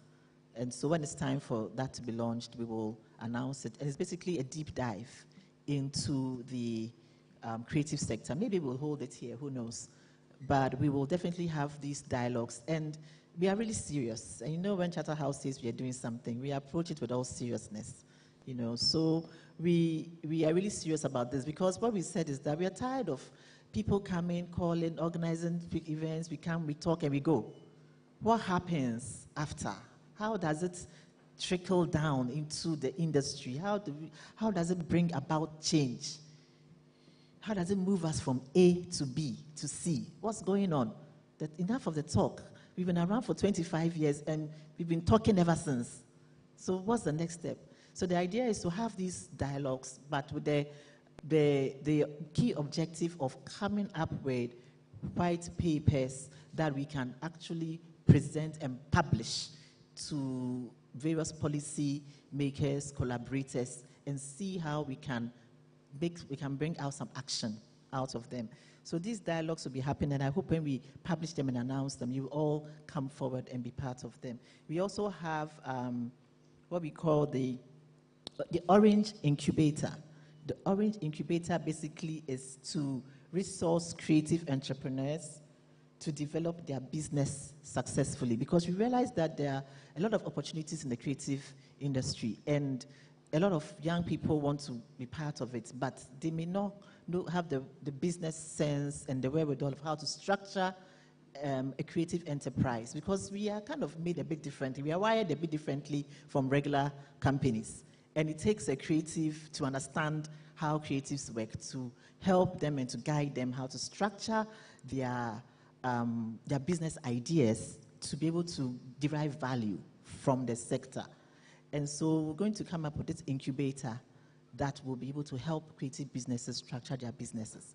And we realize that when we structure the businesses, what next? Creative businesses need funding. They need support to get their businesses out there, to bring their business alive, their ideas alive. Now, if you go to a regular funding institution, a bank or organization, creatives find it very difficult to access funding. And we are a typical example of that. Because, first of all, the providers of funding don't understand our industry. And they don't understand the value, how the value can be extracted. It's so intangible. But we in the industry know how to extract the value. And what we do at Charterhouse is proof of that. We've been doing this for 25 years, building a business purely in the creative sector. You know, so, and I mean, at a point we had about 120 employees working daily in the creative sector. You know, so we understand, we know how it works. So how are we going to help creatives attract funding? So we're going to set up what we call we call it the Interban Capital Fund. Interban means wings. So it's a fund that is supposed to empower creatives to soar, basically. So we're going to, please clap, clap, clap, clap. It's allowed. So basically, it's a fund set up to mobilize investment for creatives and tourism ventures. Now, the thing is that there's funding out there in various ways, shapes and forms and sizes. But if you do not apply in the right way, you will not get the funding. And that's where a lot of creatives lose out. So we feel that if we can set up a fund that can actually apply for some of these funding opportunities for the sector, then we can now, through the incubator and other initiatives, enable creatives to access the funding. So it's not just about, you see, we're not just about talking. We're about really addressing some of the key issues that the industry has.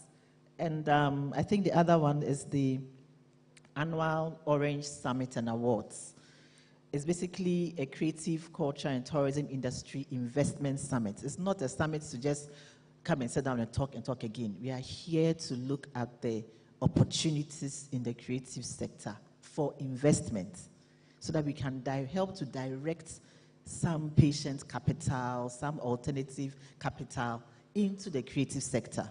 Because as I sit here as a creative, I see so many opportunities, but there's only so much, we can do. But if we can mobilize funding for the sector, we can achieve so much. You know, we talk about even things like infrastructure, like a 25-seater indoor capacity auditorium. We should be able to have something like that, but who is going to make the case for it, if not us? So the summit is supposed to bring to light all these opportunities in the sector to drive investment to the industry. And so that's one that will be coming up. And then we also have the awards that will also focus on all sectors of the creative economy. So these are some of the initiatives. Right. Nice one there. Nice. Now, because of time, I have to be quick enough. So let me ask my final question. Yeah. You mentioned the Charterhouse Creative Arts Africa Foundation. Yes. What does it seek to partner with investors or people who want to get into partnership? And how can they even be a part? Well, we are open to collaboration. We actually need as much collaboration from everybody in the sector. This is for us. I keep saying that, for example, an event like the Ghana Music Awards was established by Charterhouse, but it's a national asset right now. So everybody is, I think the session after this is going to have a conversation about the Ghana Music Awards and what you all have to contribute to it and have to say about it, so I'll leave that. But it goes to the point where you develop something as a private initiative, but becomes a national asset, and everybody is invited to participate. So this foundation is also looking for partnerships and collaborators from everybody in the creative sector. It's something that we have established, but it is actually something for all of us. So we will we'll provide our contact information. I'm sure we can project it on the screen. So anybody who is interested in collaborating and with us on this whole journey can join us. We're looking for collaborators of all forms, shapes, and sizes to help us achieve all these initiatives that we've presented to you. Right. I'll take just two questions. Just two. I already have about 4 hands up. Okay. Right. Okay, so I have 2 in 1. One has to do with, it all has to do with the TGMAs, right? Or if with the TGMAs, if we can reserve it, because we'll go into it properly once we're done with it. Oh, so if we can, I want us to center or focus our questions on the discussion I had with her, please. Uncle Fred. Microphone, please. Right. Yeah, I think I love the suggestion that they're going to have a hall of fame for the various creative people. I mean, I've been fighting for this for a very long time, and I think I will be very much involved into the fruition of this, because as I told you, I have a lot of things that I can, show you to the public. For instance, the first microphone that Francois used in Nancy, I have it there, Celestine Donko. Wow. And then Dr. KJ's son can be a source of a place that we can get a lot of information from. Great. For the year. We have other things so we can talk, yeah. Great. And the last but not the least, for the next various award schemes, the various categories. For instance, we can say Castro Hip Life Song of the Listen, those people have died. Let's use their names to reflect on in the various categories. Thank you very much. I mean, these are great suggestions, and I hope our scribe is taking down these suggestions so that we can add them. But I think those are fantastic suggestions. And the Ghana Music Hall of Fame project will be launched, I think, in about 3 weeks. We'll actually have the wrap-up event for the Telesa Ghana Music Awards. Is going to be a night with the Artist of the Year. And that is also to celebrate our 25th anniversary, to wrap up our anniversary celebrations. And at that event, we will do the major launch of the Ghana Music Hall of Fame. So every conversation about the Ghana Music Hall of Fame will be had there.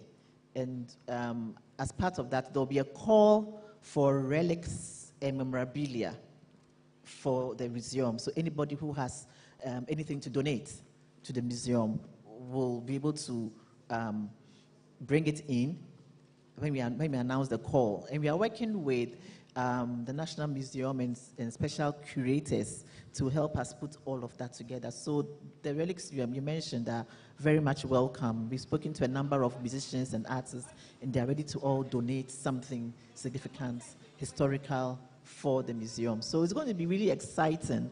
And every year we're going to have official inductions into the Hall of Fame, etc. So it's really exciting times coming ahead for the industry. Okay. I guess that'll be all for now. Thank you very much for coming, Mr. Sairat. PY. Okay.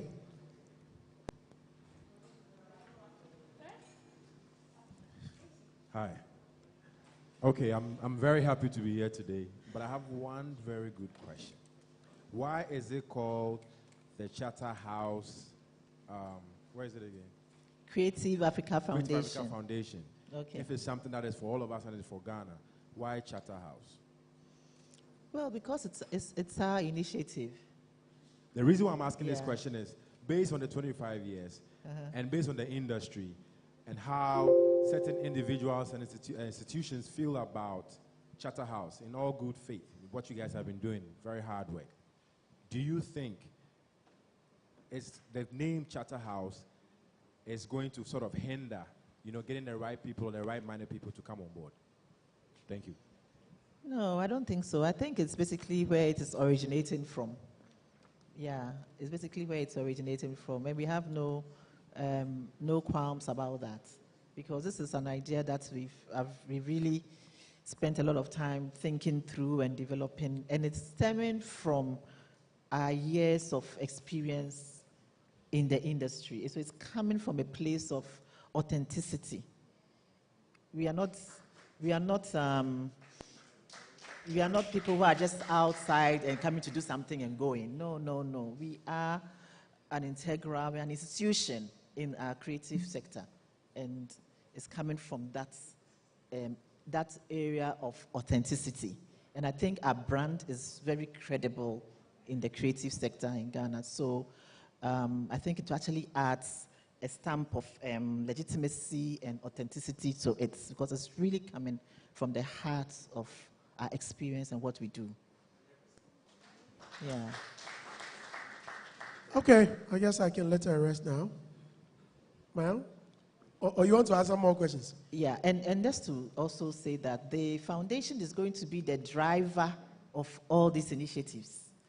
But the initiatives are general initiatives that everybody can be part of.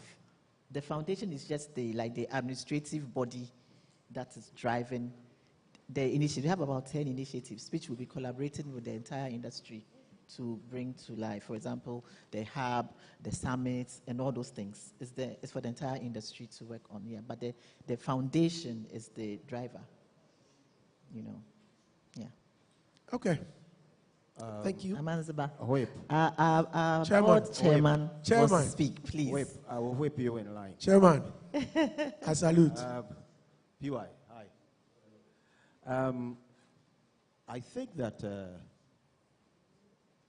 the name Charter House attached to the foundation is quite profound, because you see, if we had named Ghana Kwame Nkrumah's Ghana, we wouldn't have forgotten about Nkrumah. So, Charter House, with time, if they are not there, if the name is not there, I can bet my last bottom CD that they will be forgotten. So they will have to be present, ever visible, ever present. So I believe that there's nothing wrong with it. And to add to that also, I also mentioned that we're setting up this foundation because it is part of our 25th anniversary activities. When we thought of, after 25 years in this industry, what does it mean to us? And we said it's time to do a deep dive into the industry that we've been operating in. What can we do for the industry? For 25 years, we've operated as a commercial entity. We've run a business like everybody else in various capacities. But this is a not-for-profit. This is something that we want to dedicate time to. We may not even get paid for it in the process, but it's a commitment. So it's a legacy project. It's really a legacy project, and that's where it's coming from. Yeah. Okay. Right, ladies and gentlemen, Mrs. Teresa Ayoade. Thank you very much, Maya. Thank you. Great. Thank you for having me. You're most welcome. Okay, quick break. When we come up, please don't go out yet. When I say break, I've realized that immediately I mentioned break. So should I say commercial break? That will keep you seated. Commercial break, quick commercial break. When we return, we get into the TGMAs. Let's hear your concerns. Please stay with us.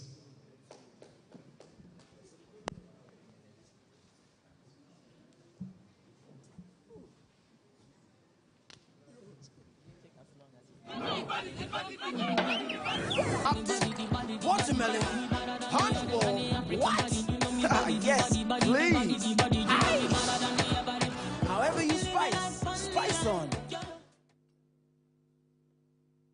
Does your toothpaste give you complete fresh protection? New Close-Up Toothpaste Complete Fresh Protection takes care of your 5 important oral care needs. It gives you strong teeth, prevents cavities, cleans deeply, fights germs, and gives you fresh breath. Complete fresh protection from Close-Up. Black. It's not dark. It's black. Black is gold. Black is every color. My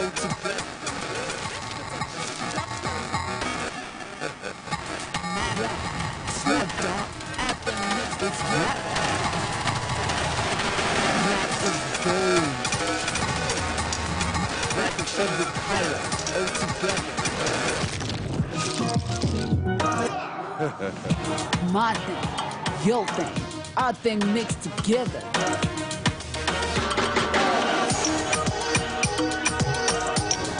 Black shines brightest.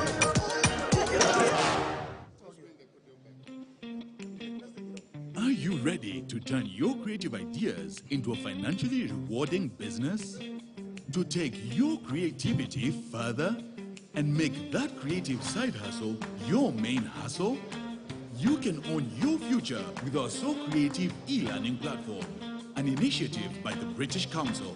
With So Creative, you set your own schedule and learn how to build your business for free.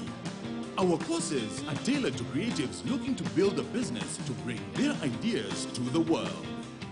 We have a community of over 500,000 students registered and over 30,000 course graduates. Our courses are available online, and many of our students and graduates come from all over the continent. You could be next. Explore a world of creativity and take your pick from our free, self-paced courses designed to give you the skills to launch and grow your creative business. You can also try our more in-depth courses designed to give you essential skills to grow your creative enterprise, like raising capital to fund your next venture, impact entrepreneurship to make your creative enterprise an engine for positive change, finances for creative business to help you plan and manage your resources effectively, and creative economy policy making to help you better navigate regulations and stay informed on opportunities you can use to grow your creative enterprise. Register today and write your own story with the So Creative e-learning platform.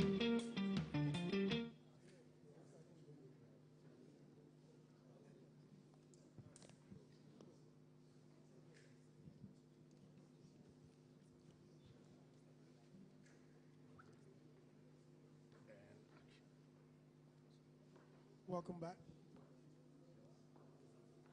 We are on. We're on. 2, 3. Okay. That only happens when you goof. When you goof behind the mics. Okay. Welcome back. I don't know whether I should say listeners or viewers. Participants. Welcome back. It's about to go down. Yes. All right. We're now getting into the TGMA conversations. Joining me here on the platform, PRO of Charterhouse. He says CEO. Don't worry. You won't lose your job.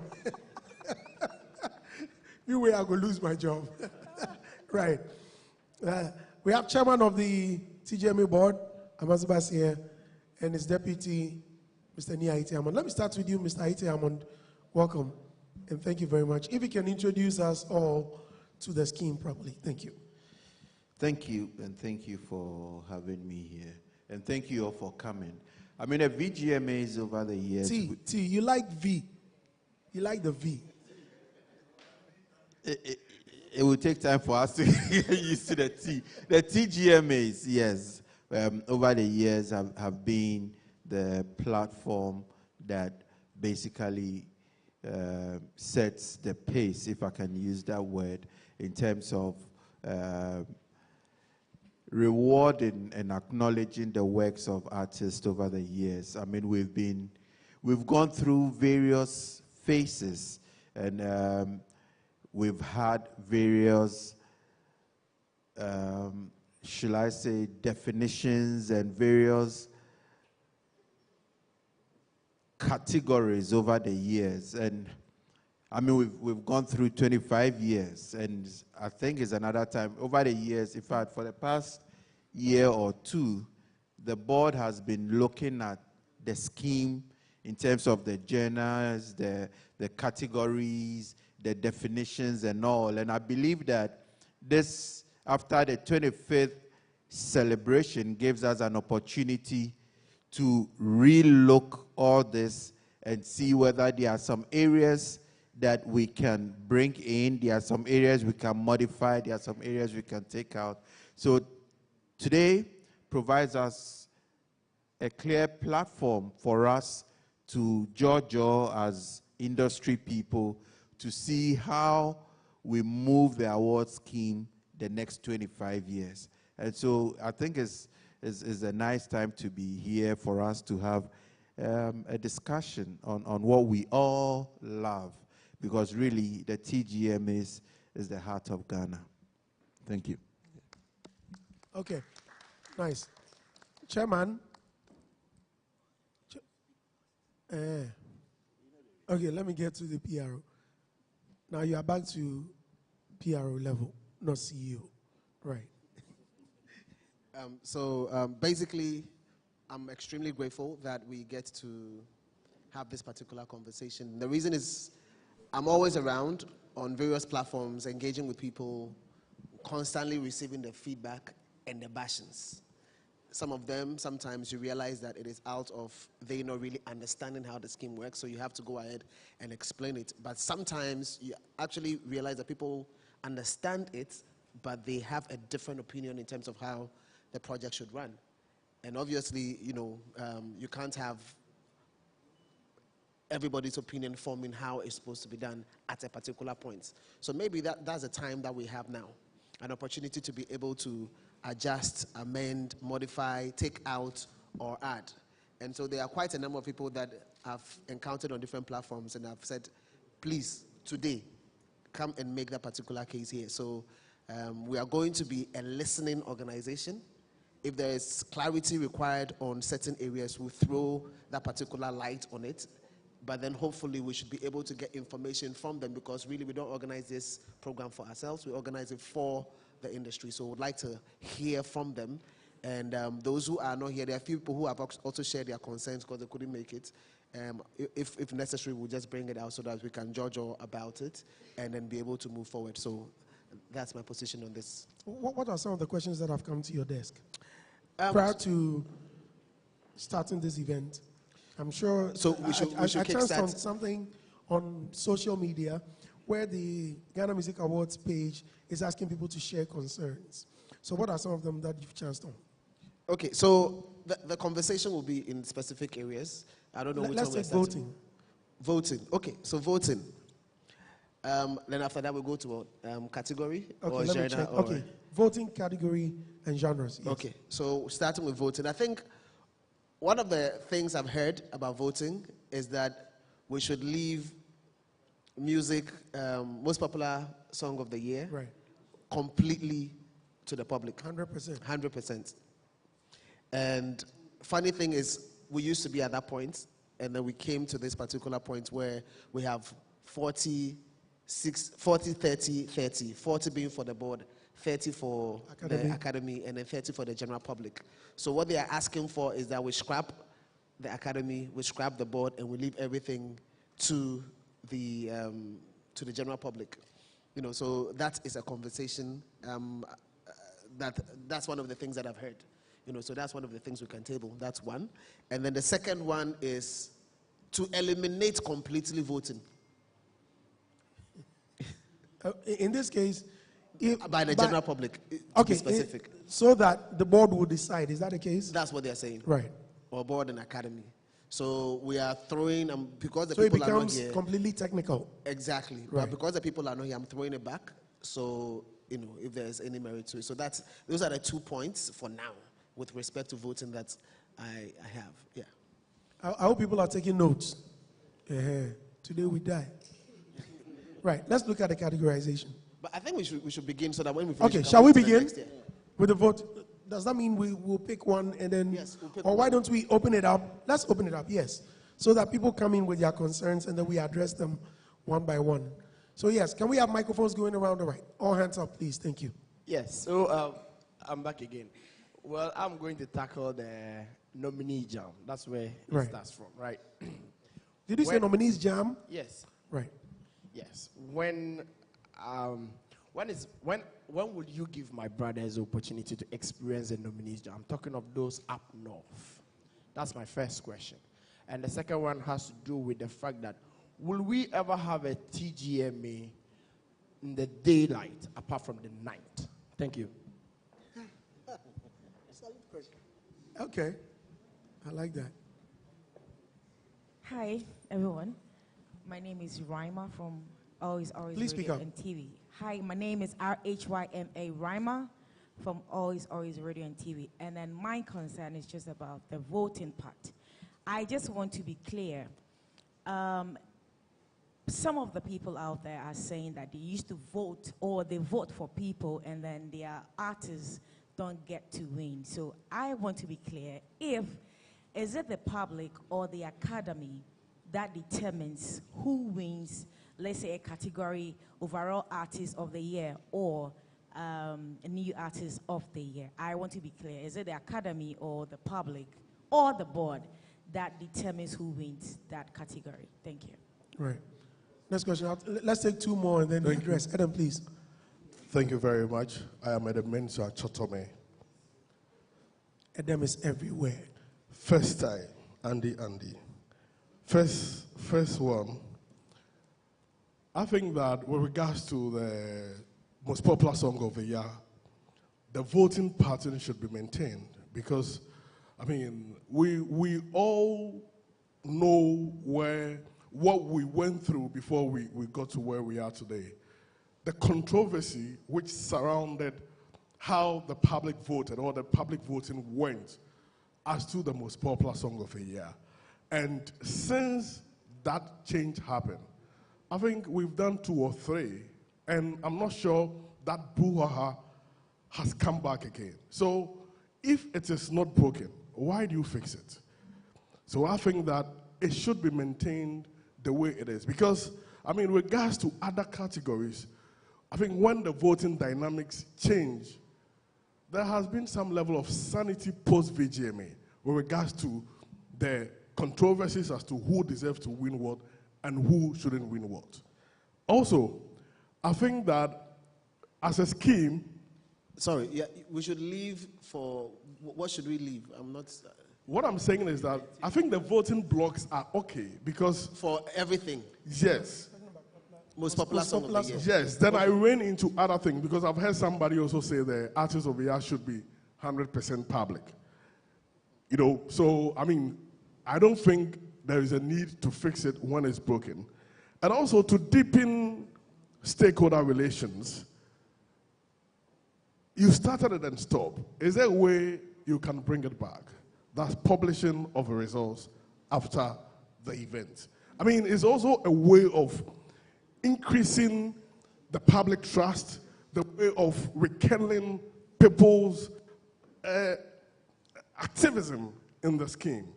And since we want to see that vivacity go on all year round, we should find a way because we believe that the people who work on the results and other things are very credible. So if we believe that they are credible, why can't we put out the work they do? I think it will go a long way to help the scheme. Then, this one is a very short one.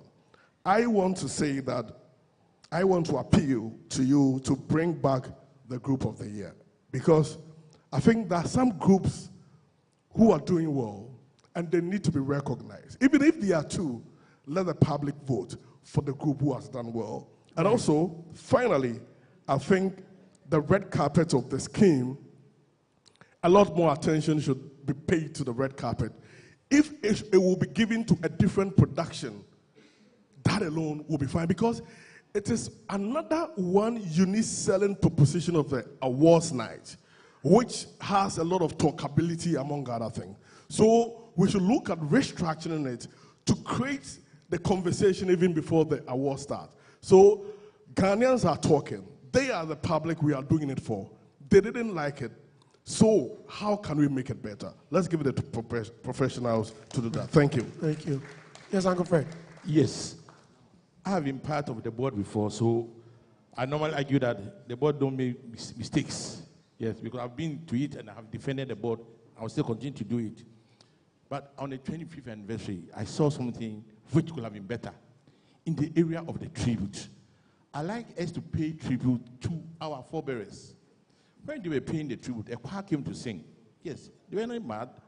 But for you to nominate people in the best male vocal performance and female vocal performance, where we have Lordina the soprano in it, Niela was in it, the other lady who won, Kofi Kekari was in, my son Chemensa was in it, Perez Tom. We could have composed these people to come and deliver. Said, but remind the papa. You chose the right people for the best male for them to deliver. The choir no deliver, but it didn't go well. That's why the guy who was playing the keyboard.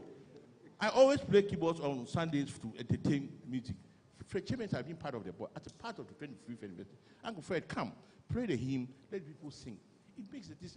Look, it's all about propaganda. Kwame Nkrumah said, everything is about propaganda. It's make to believe. We are all dreamers. So please, next time when I do something like that, consult some of the old people who have been part of the board before. Because giving all these ideas. But we kept them, and then at the end of the day, they call me, Freddie, board matters, and I was trying to say. Right. I beg you, please. Thank you. Please rest on your questions. Let's address the first batch. When we are done, we'll come back to it. Will you? Right. Nominees Jam in the north. I think that has happened before. Yes. Yeah. Unfortunately, I think there was a session that it happened and it even rained. The team stayed the following day. I think it rained that day. Yeah, it rained. The team stayed the following day to make sure that it happened. And still that day to something happened, but let's just rest in it. But it's happened before. You understand? You know, so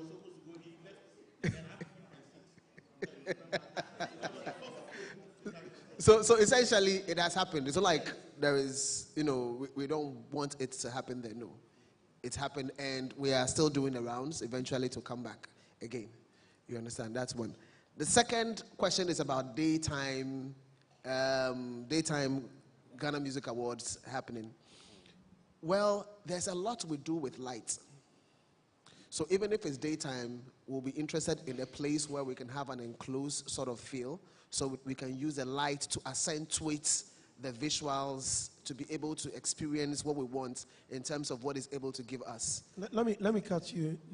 Please, who asked that question? Why did you ask for a daytime event? I guess that will make you understand it better. I am based in the north. I think I came to Accra this morning to just attend this event. Solid. Thank you. Hopefully be going back to the north as well. It will be very interesting to know that most people, I'm talking from the Upper West Side, are interested in experiencing the TGMs. Let me use the Ghana Music Awards night. But some of us who are able to afford flight from WA to this place would want to probably come, experience it, and be able to go back early instead of coming to accommodate ourselves in terms of time and all those things, waiting for the 9 to pass, and then maybe Sunday, even you might not get a flight back and that kind of thing, or transportation back. This will probably give us the opportunity to let people to also from the north to also participate in that. And that's why I asked that question. Okay. Thank you. So it's not about production. It's about commutation. Okay. Okay, so that's that. Okay. So well noted in that particular case. Meaning we'll take it and then think about it. Because then the solution is not really about the production. It's really about how to ensure that you guys, yeah. So solid. I mean, when you're with your elders, they can see things you don't see. Next question. All right. So there's another one about publishing the results from voting. Well noted. It's something that would also get into it. Then we have Group of the Year, bringing back. Okay, so the Group of the Year, I think, so let me not say I've explained again, but let me just say this. Group of the Year was rested. It's not been scrapped. The only thing was the category at some point was no longer competitive. We didn't have a lot of people in that particular space giving us hits as per the nature of the category. It's supposed to be people doing exceedingly well, hit tracks, so to say, to be able to earn that particular slot. And so given that we're not getting that, you know, it was rested until such a time when at the end of the day we could see clearly that, oh, people are back in the space, and obviously you go for it. So it's not been scrapped, it's just been rested. You know, unless we are asking for the dynamics of the group in terms of how somebody earns a slot in that category to be changed. And if that's the case, then probably the board will be able to look at that, and if there's a need for the dynamics to be changed, then obviously it can be changed so that it can still have people in that particular space. But like I always explain, no group is disenfranchised from participating in the scheme, because a group can be Artist of the Year, a group can win Songwriter or Writers, a group can win a particular genre artist, they can win a song, whatsoever. Like, they are never disenfranchised. It's just another category that goes to celebrate them separately from any other artist, so to say. So, again, point is well noted. Then we have red carpet. So red carpet has been one of the major conversations that we've had, and even prior to this, there were various options on the table, and we just could not explore one of the number one options that we had because of a few technical things. So on our table, we already have moved into what is supposed to happen next year, and that is going to have some form and format quite different from what we experienced. So your point is coming at a time that is needed. Some thinking has gone into it, but this also comes to reinforce the need for the adjustments we are already looking at. So very well noted, and thank you for it. And then Fredima's submission, well noted. So the point here is, if you have vocalist of the year in a particular category, why don't we put them to use on platforms when we are supposed to be, honoring certain people? Fantastic idea. I mean, well noted. Yes. So thank you. Yeah, Okay. Andy, just to add to it, with regards to the red carpet, in his closing statement, he said we need to give to professionals. No, it kind of gives the reason that those who are organizing it are not professionals, but they are professionals. And so we could speak about giving it to another team, but they are professionals. No, so, production, if we can give it to, like... but you use the word professional, production team. And they are professionals who are organizing it. I just wanted to make that... Yeah, it wasn't just to slight, those who are doing it, but just... No, it's not to you per se, but because the message is going out there so that people don't think that those who are organizing it are not professionals. They are also professionals. Sure. It's just a reinforcement. Okay. Let's move on to the next set. Right, thank you. My name is Melody. Please speak up. My name is Melody. Okay, so still on the voting. I wanted to know, I want clarity on the voting per head. Your voice is not melodious enough. Okay, so I want to know the vote in terms of the per head. I don't know how it's calculated. So let's take out the technical categories, and so maybe popular song of the year. And so if you have maybe two artists, and then two people are voting for the popular song of the year for two artists who are in contention. If I vote once for artist A, and someone votes 10 times for artist B, does that make artist B the popular song of the year? Or that's what I want to... Next, please. Hi. Okay. Hi. My name is Angelo. I'm a music lover. And so I'm seeking clarity on stuff that I think majority of people have touched on, which is with voting. Now, I'm asking, if I'm in a category with probably Andy Dosty, and I've had an extraordinary year. Obviously, everybody knows I have a banger, I have monster hits, I've been everywhere, so many shows, so many CSRs, everything, right? Now, if I don't have money and Andy Dosty has more money to push into voting, does it make Andy Dosty more qualified to be a winner than me? Now, I'm asking that because if it means when we're voting, we pay money to vote. Now, if Andy Dusty is like the obvious person who should win the category, but doesn't have fans or people with the monetary power to vote for him, does it make the next person more qualified as a winner? And I'm asking to know if there could be a system where people can vote for free and have masses vote, and then you can actually know who stands a better chance of winning what award. It's just a question that I need clarity on. Nice. Next. Kula. Right. May I have another mic in the middle, please? Please go ahead. I think last year, J-Bad was nominated in the New Artist of the Year category. Please speak up. J-Bad, he was nominated in the New Artist of the Year category. Then it was recited, yes, because he was nominated in 2021 with the Outtalk in the Best Collaboration.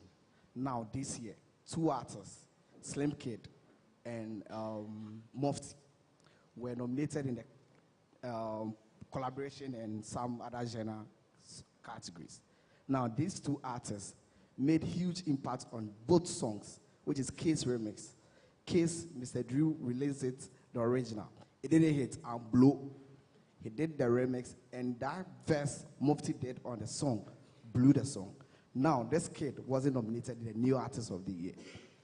And then Slim Kid with Lonely Road. Thank you. Lonely Road with O'Kenneth. The guy's verse, on a lonely road, I'm wild. That is the selling point of the song. Facts.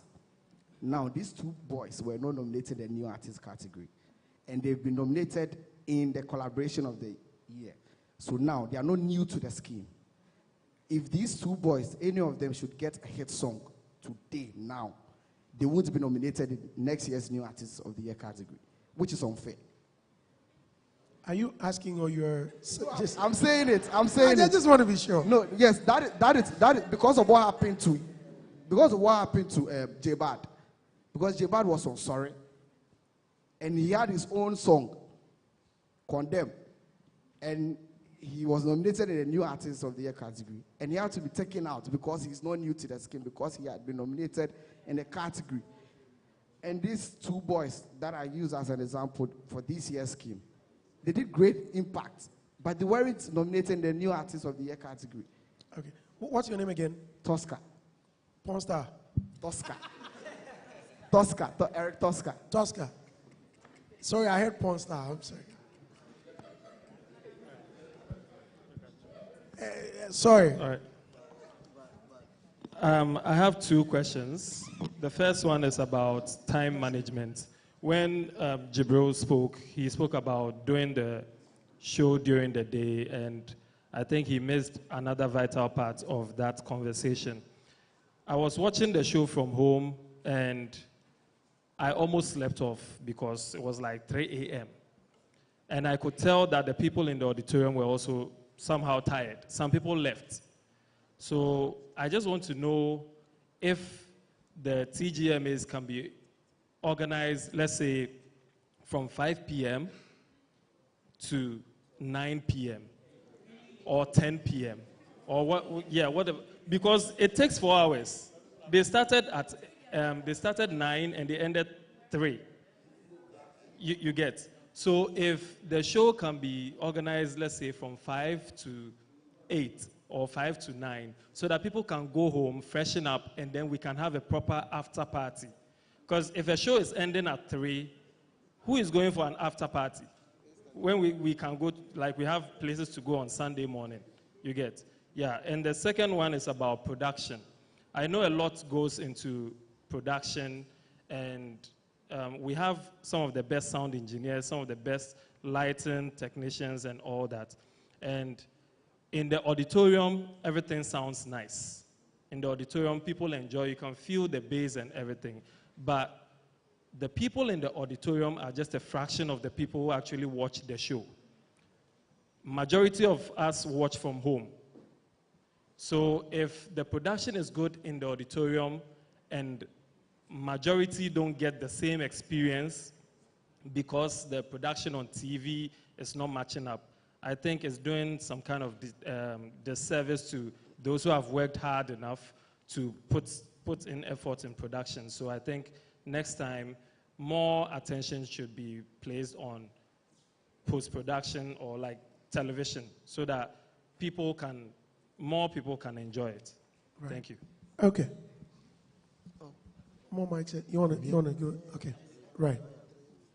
So you have about 6 questions already. All right. Yes, I'll get back to you, please. Thank you. All right. So, real How quick, are you, Bo? There's a lady who asked a question. I think my attention has been drawn to a lady who asked, lady in blue. You asked a question. Sorry, please. Yeah, so please repeat it so that we can just clarify it. Yeah, I don't think. Microphone. The voting.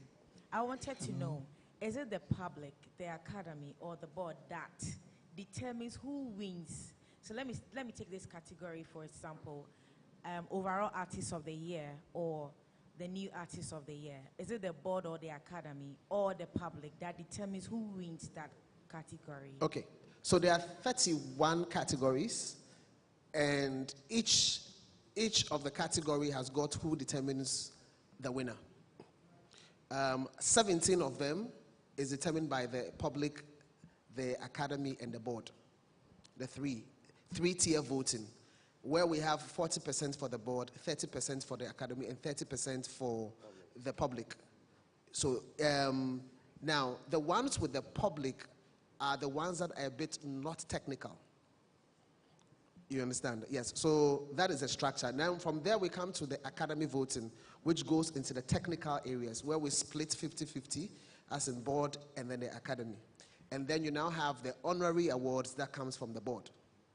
And then maybe Charterhouse taking care of Unsung, because most of you want to connect. Charterhouse is responsible for Unsung, not necessarily the board.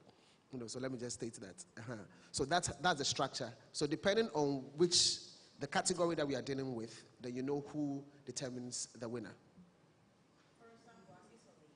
For Artist of the Year, because it has a public component, we have the 3-tier decision-making body. The board, 40%, the academy, 30%, and then the general public, 30%. It's projected here. You can see on the screen. Seen? Yeah. So they have the 40, 30, 30 there. And the number of songs and the categories are clearly listed. All right. Sure. All right. So that said, I think I can move to the next one. Let me go to a question about the number of votes. So, yeah, if somebody has got 5 votes and you have 2 votes, then the 5 votes is the leader. The number of times to vote? If I voted 10 times, and someone votes once, does that make my voting 10 times the most popular song than the person? Just one person? Yes. So as of how it stands is this, how it reads is this. If you vote 3 times for somebody and you vote 1 time for someone, then in terms of the numbers, the one with the multiple, that's a 3, is the lead. If that song is not popular. So then at the end of the day, you see, question is, how do you know that that song is not popular? You understand? How do you know that that song is not popular? All right. No. So for clarity, Yeah. one person can vote multiple times for one category. Yes, one person can vote multiple times, as with a lot of award schemes. In fact, there are other award schemes that have voting for over 21 days, voting 22 times in a particular category every day, international, and it runs. Ours, no. We have capped it and it's lower. You understand? So we don't even practice, but we've seen, because this is studies from other international awards. Usually we always want to mention America here and stuff like that. Yes, when you go into spaces like that, you would see that. What we have done is to make sure that ours is tailored to what is acceptable within our space. But some of them are very excessive, and yet they are international and of repute, that particular line. So that's what we do. So to what Angel said, the person that has more money has a higher probability. No, so I'm moving to Angels, and I'll explain Angels. So Angels' question is about... it was about the voting. where the rich, the one with the most or the huge fan base, and then the one with rich or capacity. Okay, so somebody has money, and so you're able to get more people to vote for you. Yes. Okay, beautiful. Ms. Amo wanted to say something. Okay. And then You know, speak. that has already been taken care of. If you look at the voting pattern, you see a 40, 30, 30. Now, all that we are speaking about, who has money, etc., comes up to 30% of the vote. If, from what you're saying, everybody knows that this song or this artist has made the hits, etc., then you are certain that the academy and the board will do what is right. You understand me? And that forms 70%. Now, beyond that 70%, that artist, even though does not have money, for example, like the other one, will still have a percentage in that 30%. And so you realize that the VGMA has made it such that you like V. The TGMA has made it such that you cannot buy the awards, if I put it in quotes. Because if you have that money to vote in the public, it gives you, let's assume you won all the public votes, it gives you a 30% share. But definitely, if you look at the system and the way it runs, you would realize that the board and academy does balance it because they are more, how would I call it? Looking at the facts, technically, you know, because for the public votes, if I'm a fan of Fredima, anywhere I see Fredima, I'm voting. Whether he's good or not, so far as I see Fredima, I will vote.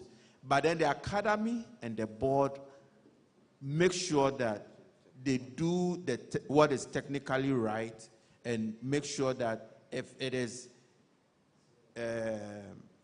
J Smoke who must pick the award based on the realities, they vote towards that. Okay, so let me quickly add. So what we've done is this. Just to be able to also address this particular issue, we created a free voting platform. And if people haven't taken advantage of that, please, let's always take advantage of that. Every time we advertise a voting season, the information that comes out has the free voting components, where we encourage people to be able to go to the platforms to vote. So the free voting platform is supposed to address the situation where you say, I don't have money. Or I like this person, but I'm not going to spend money, whatsoever it is.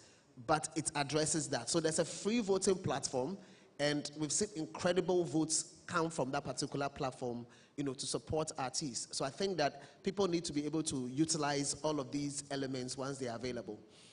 Angel's point is very valid because about feeling like if you have money. The other case that people have even made is this, that what if at the end of the day you have a big artist and you have a younger artist? A big artist has a big fan base, and a young artist may not necessarily have a big fan base. So obviously there's a certain amount of people's favor that the person may be enjoying if you are big, you know. And so hence the 40% and the 30% that's supposed to correct that kind of, you know, vibe. Then there's also the situation of what if you are voting on religious basis. The person may not necessarily be that spectacular, but maybe they've commanded all the votes, and everybody's voting, that kind of stuff. And then, you know, so the structure sorts out or is able to help balance out at the various levels.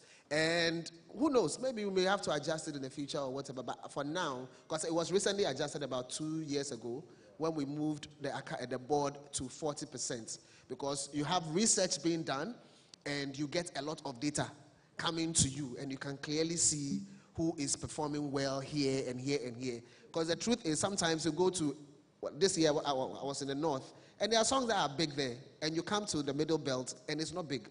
So to them, it's big, but here in the middle belt, it's not big. And you come to Accra, it's not big, you know. And then you also check population density, and you realize that when you put all the 5 regions together from the north, it's equal to the size of Ashanti region. So if somebody says it is big here in 5 regions, but what does it mean in Ashanti region? 1, when they are the population size is the same. You know, so it's the dynamics of what we see and how that informs, you know, the voting that is being done. And so yes, we appreciate the feedback, but then this is what goes into it, and there are corrective measures that have been done to the system to ensure that these things are balanced out. Before I get, you have more? Lonely Road. Okay, so Lonely Road. Slim Kid and Slim Kid. And then he addressed it with his example of J Bad's previous. So J Bad's season was then. When I say was then, there are rules of the scheme that gets updated constantly. I think one of the things we probably need to do is to share with the public when there are new rules, so that they know that, okay, this has been adjusted or this has not been adjusted. You understand? But as it stands now, the rule that basically took out J-Bad was then. So and we are doing the review. So if the review is complete and we are maintaining, we are maintaining. If we finish the review and it is not going to be so, obviously we'll share that with you as well. You understand what I'm saying? Yeah. But then again, just to be able to give a certain highlight, if you take Case, for example, you can talk about what he did and the tremendous work he did to the song. But 1, the song is not his. 2, he's walking in the shadow. Like, there is no mufti without Mr. Drew's song. It is not him as an artist. It is rather him as a featured act on somebody's program. You understand? So I get you, and you are coming to us based on a rule that we applied.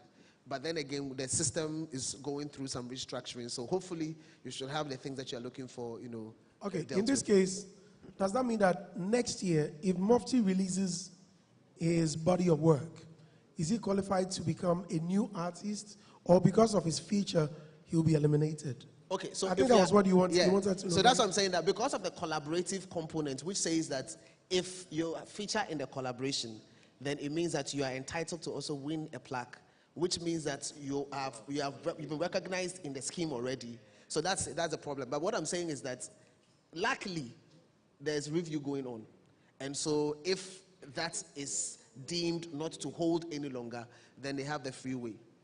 Then his worry would have been met. If you understand what I'm saying. Which means Mufti. So there's no a clear answer to the question that you are asking now. Yeah. You know. because this submission has been considered. It's one of the things on the table. So it's part of our review, and Teddy, it's please, going to be heavily debated. Let's have the definition of the category so we will all align. It says the best new artist is the artist or artists are judged by the Academy Board and the general public as the most promising and talented emerging artists. The award goes to a relatively new artist or artists who released a single EP or album that establishes the public identity of the artist within the year under review. So that's the category definition.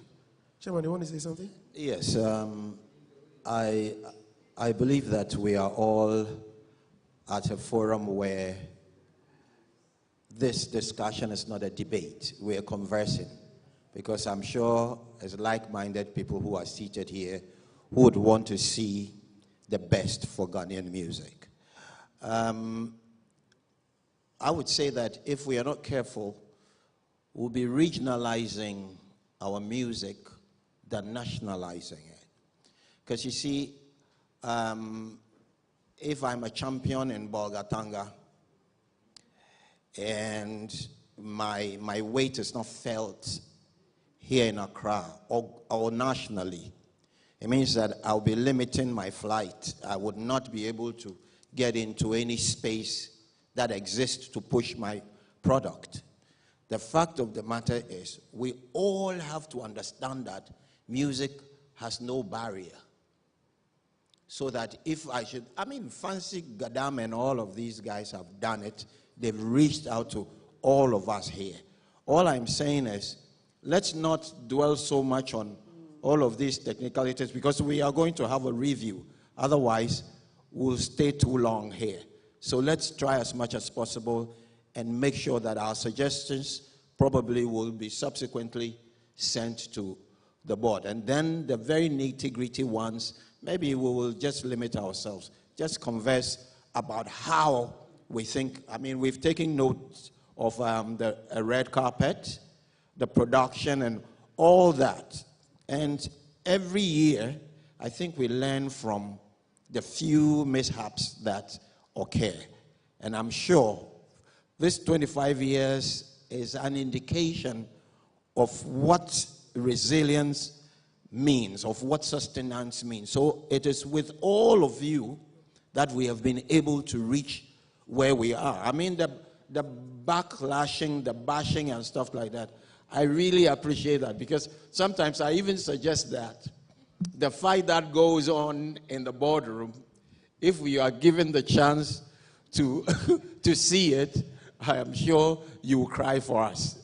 Because all of us, everybody is there with an objective mind. And so if you don't have that resolve, you can't be on it. So please, I think that is a very beautiful thing that we are having here. And let's just make it more conversational than question and answer and debate and stuff like that.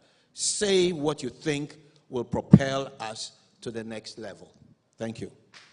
All right.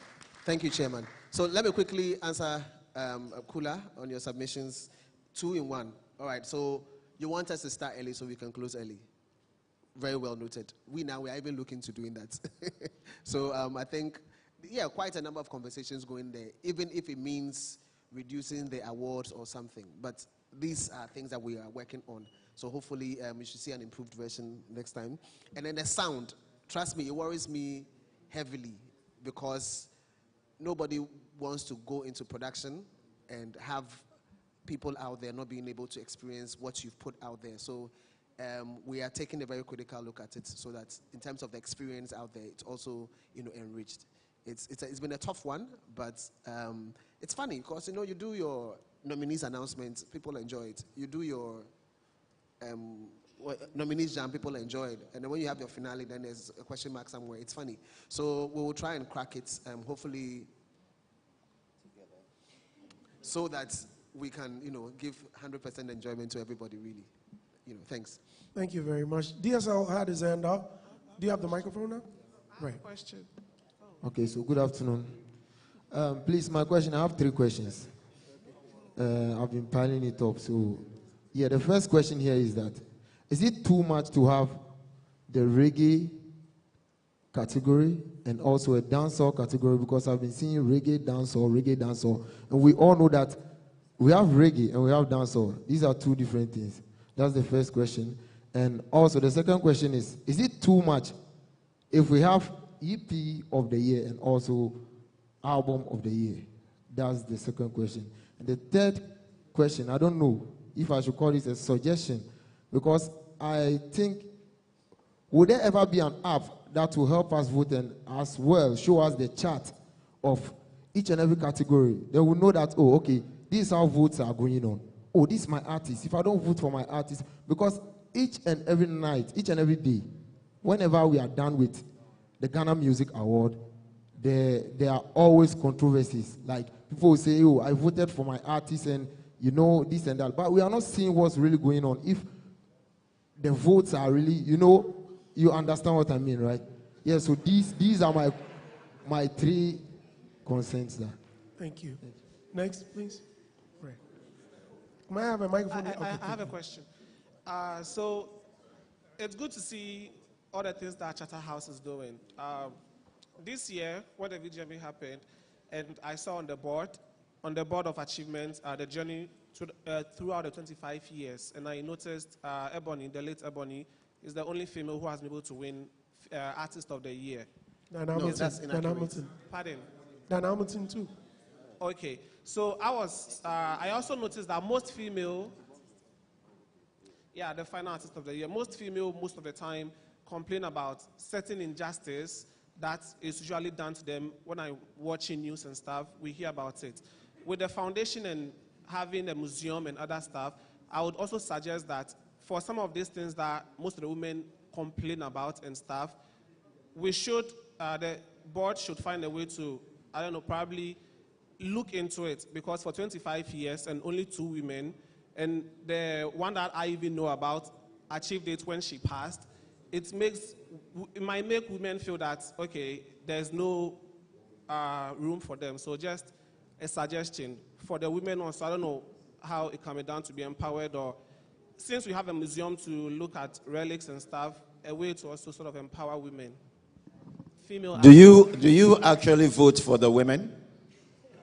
I want to know. Yes, do you vote for the women? Yes, I do. I do vote for the women. That's why it's something that I'm sure if you would want to help much more, then you probably have to establish an advocacy to push for the women. So you can join Madam Diana Hobson, because that's her area, that's her strength. She's always fighting for the women. Come and join us. We'll fight for the women, and they'll probably win. All right, I thank you. believe raising it here serves as an example so that we can, Right, thank you. Because of time, we have to wrap up, so if we can be a bit snappy, thank you. Good afternoon. My name is Jay Smoke. I'm an urban gospel DJ. I've been doing this for the past 15 years or so. And 25 years celebrating Ghana music in Ghana is not a small feat, and I just want to give congratulations to Charterhouse for doing that. But for me, I feel like we celebrate more of our popular music than Ghana music. You know, and I feel like that's something that we need to correct. Okay, and I feel like there are so many good creative music that are not popular that need to be celebrated, but because there's no scheme or there's no category for those kind of music in the grand scheme of things, we don't get to see them, or we don't get to celebrate them as well. Me personally, I'm talking for the underdogs. Okay, I represent Urban Gospel, and I feel like we've been pushing this for a while now, and I think it's time that we pay a close attention to what we are doing as well. Okay, there are other kinds of music out there, but I can't speak for them. There's alternative music, you know, there is pop and all this kind of, even rock music in Ghana, you know, but because they're not popular, we don't pay attention to them, and I feel like it's wrong. So for me personally, as an urban gospel advocate, I feel like it's time that we look into getting us a category on our own. When we do that, we put a spotlight on that form of music for the whole country to bear witness. Okay, if you don't do that and you pick 1 or 2 of them and put them in a general popular group, it doesn't really help them at all. So I feel like it's time for us to create a category for such music, urban gospel music, alternative, rock, you know, and just let people get to know about this kind of music as well. Right. Thank you very much. Now let me read this one quickly so you can add it to your questions before I forget. This is on Facebook. Guys, please, I need your attention because this one is quite controversial. This is from Aquinas Knox. Now it says, when shall we expect a closure on the 2 categories not announced in 2019? The most popular song of the year and artist of the year. The parties involved in the fracas must be punished, but that shouldn't vitiate and or annul the fact that there were winners for these categories. This is from Aquinas Knox, so I hope it's well noted. Right. If you can answer that before I move on, because I know it's... Okay, so real quickly, reggae and dancehall, again, by virtue of the fact that the focus has a lot more to do with popularity, we have reggae, dancehall becoming a category. And let me explain this. A category is a little bit different from a genre. Category comprises of genres and subgenres. So currently what we have is a category name that encompasses that in a particular regard. Now, if the numbers increase and there's a need for a separation, we will. You'd realize that at some point we had Afro beats / Afro pop. Then the numbers increased, so we had to establish a distinction between Afro beats and Afro pop as per the board's operative, to be able to accommodate the numbers that were coming in, because more songs were coming in that particular angle. You understand? So again, with this, should there be that need, we will be able to break it. But let me not end here, because all of these things are going to be submitted to the board for consideration. So even though I'm giving you an answer now, it's being tabled, and then hopefully it should be looked into. The same thing applies to EP and album. I think there was a time, the last 2 years, thereabout, I think it was separated, and then it was brought together. And it's being brought together was on a category definition, which is supposed to warrant a minimum of about 5 songs. And a certain number of minutes of play, I think about 30 minutes plus. So it was based on that, which basically makes it easier for EPs to qualify if they meet that threshold. And then obviously if you have an album, which is a long version of an EP essentially, so that's what has been done. But if there is a need to relook at that because there's a certain amount of EPs coming through and a certain amount of albums coming through, and we want to be able to clearly establish who is going above and beyond, that's also something that will be looked into. So I'm giving you an answer, but clearly it's one of the things that will also be tabled as well for conversation. Then I hear you loud and clear about female, but he got up. I think his point has also been mentioned over and over again. And the argument sometimes is if you are arguing on merit, then elsewhere in the world you have women being the biggest acts, and so the women could also rise and be that big. However, in the same elsewhere in the world, you still have female categories to be able to support, to all clearly distinguish between a female artist and a male artist. So the conversation about that really is required, so to say. So given that we are into a conversation about it, obviously it's one of the things that will also be tabled. Then we have the throwing of using the scheme to be able to focus on songs that are not too popular. Currently that's happening. Maybe we need to broaden it to be able to accommodate more. I think there's quite a number of people who are into altar music, and the underdogs as well, yes. Just that maybe we don't have to focus, try to work on them with respect to the popularity or the popular-based categories. But those are points that are also clear, because I get you loud and clear in terms of it throwing light and therefore able to support it and projecting it. So your point is also very well noted. And most popular song of the year and artist of the year 2019, as I've already explained quite recently, that particular information has gone out. It's something that the board has considered, and they've sat on it before, and they are willing to sit on it again. Once they finalize what the decision is, obviously the information will be shared with the general public as to whether it's going to be announced. But what I can say is that they are leaning towards announcing it. So probably the next time you'll be hearing when it's going to be announced. As I check. Probably. Yeah. Andy, thank you very much. You're welcome, sir. Mine is a commendation. Sitting and watching the show as an observer, the highlight for me was the lifetime achievement of the year, when the musicians came to pay tribute to Amachidede.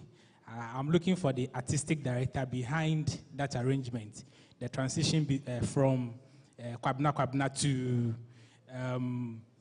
Akwabwa to, okay, then I'll have to come and give you a handshake. That was the highlight. Thank you very much. That was the highlight for me. Thank you very much. And I want to thank him. He gave me the opportunity to produce that. Yeah, so, and I'll say we should continue to honor more living legends, and you move our music forward. Thank you very much. That's my commendation. Thank you. Yes, please. Okay.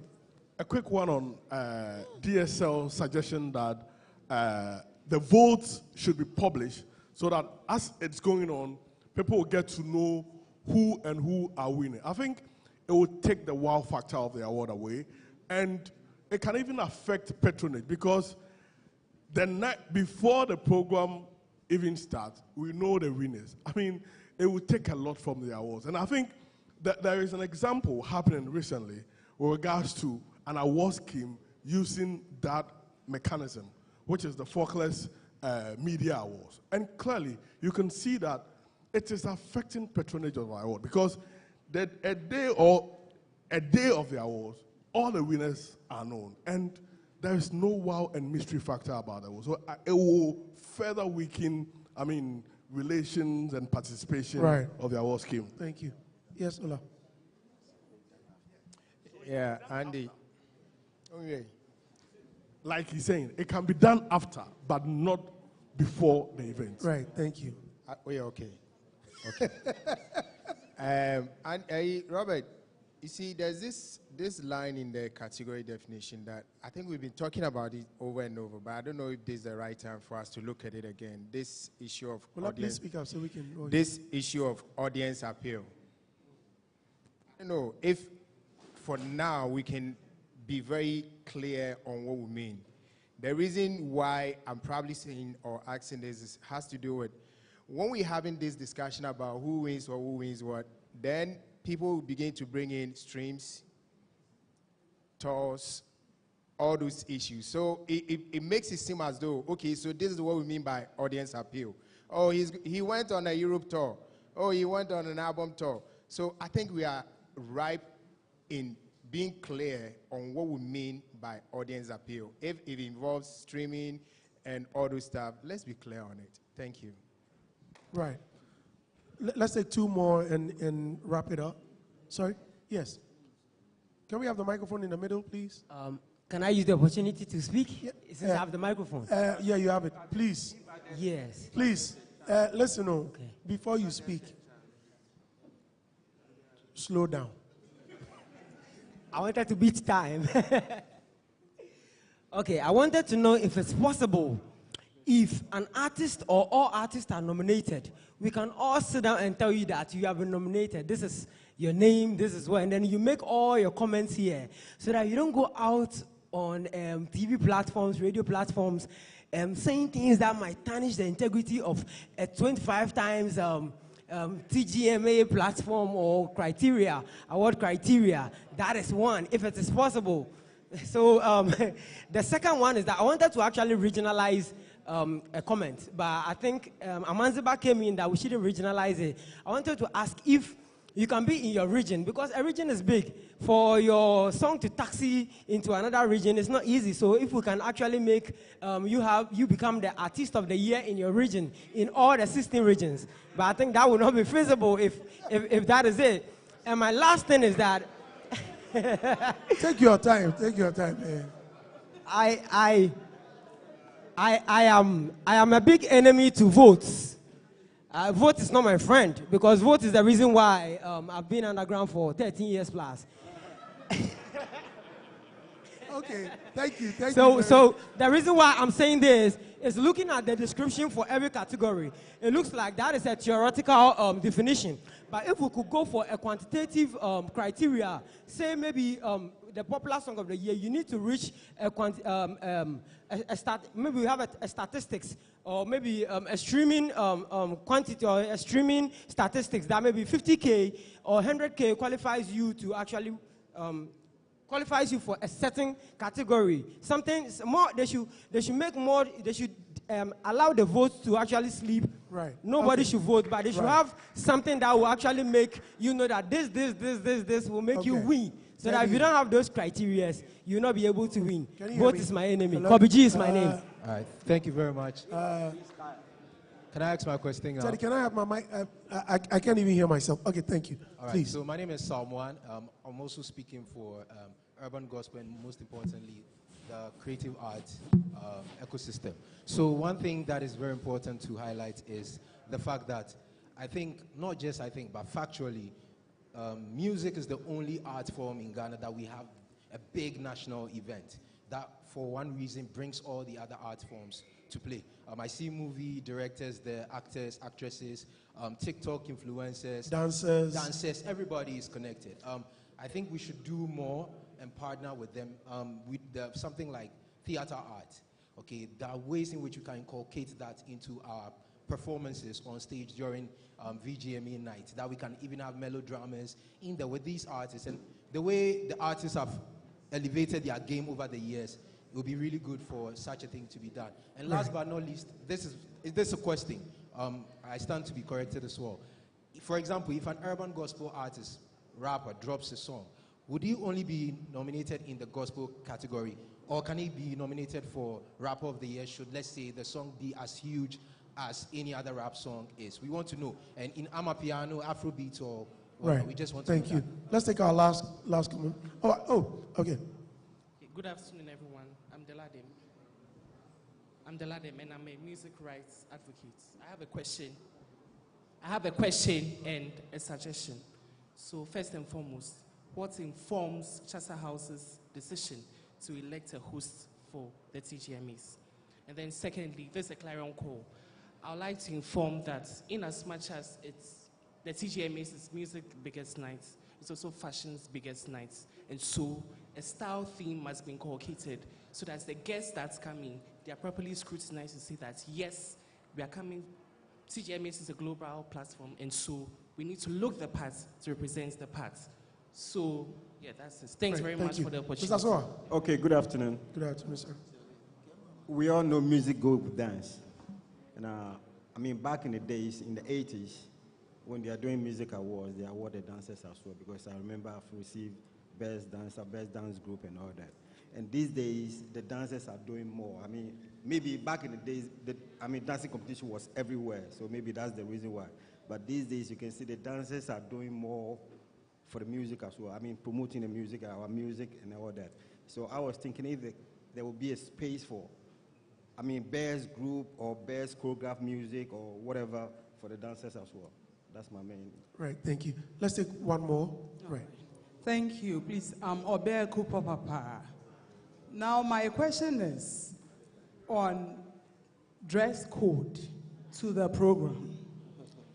I double as a gospel artist and a professional teacher. I taught my students on secular music and religious songs. And I also taught them on decent dressing. They all showed interest in artists that we discussed their songs and stuff, and they see them as role models. Now, after the TGMA, when I went to school, they came to me concerning the way some artists were dressed. And they came to ask me whether this person's dressing, that person's dressing, were all categorized under decent dressing. And I didn't know what to tell them. Because they knowing very well that I'm also a team player there, they wanted to find out from me. So this is my advice, that at least we should give a dress code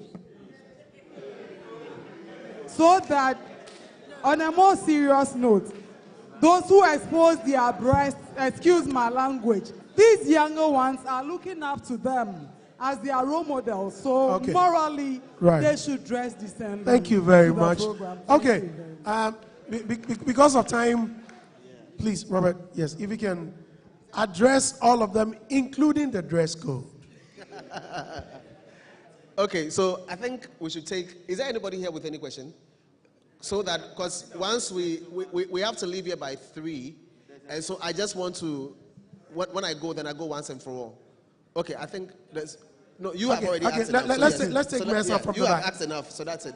Mesa, please, go ahead. So he also has a microphone, so that we do it. Right. Mesa, please go ahead. Is it too much to add a category? It's too much, it's too much. No. The DJ category I've been talking about for over 21 years.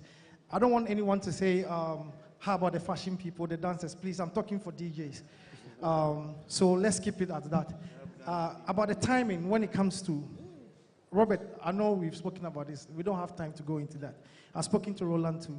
You guys call me, I'm ready to help on that issue. Thank you. Thank you. Yes, please. Hi, my name is Glenn. I just wanted to check, since the board and then the academy hold a significant stakeholder role in terms of determining who wins what measures have you put in place to manage conflicts of interest and then judgment biases? If you can. Sorry, I didn't even hear you. Is that which measures are we putting in place? What measures have you put in place to check conflicts of interest and then judgment biases, especially when it comes to the board and the academy? Okay. So I think that's it? Yeah. Good. All right. So, no. Chief, that's it. Please. Time no. It's there already. It's there. Yeah, it's there. So next time, you to do your work small. All right. So let's see. Audience appeal. Ola Michaels. I think that audience appeal puts the two words together, and we are talking about how people feel towards, or a particular audience feel towards a particular song or a particular artist, really. I think the question here is, how do you measure it? So how people measure it, one of them is how people respond to your music. And in the response to the music, you are looking at the push and pull consumption of music.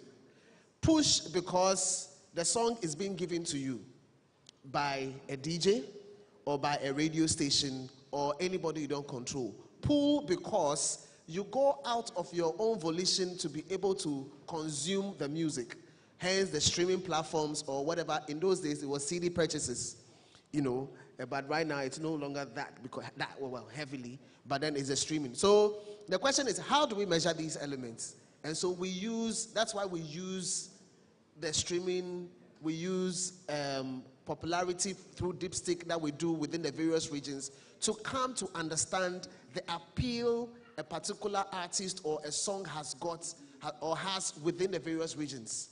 And then we put them together and we're like, okay, so this particular person is therefore leading or not leading. So it's really about how to break down audience appeal. Obviously, if there's another way by which it can be measured, we are open. Please do share with us. And I know we've had this conversation before, but we are open to listening and so that we can broaden it and be able to acquire. So for example, sometimes you realize that we say, this person organized an event and people went there and all of that.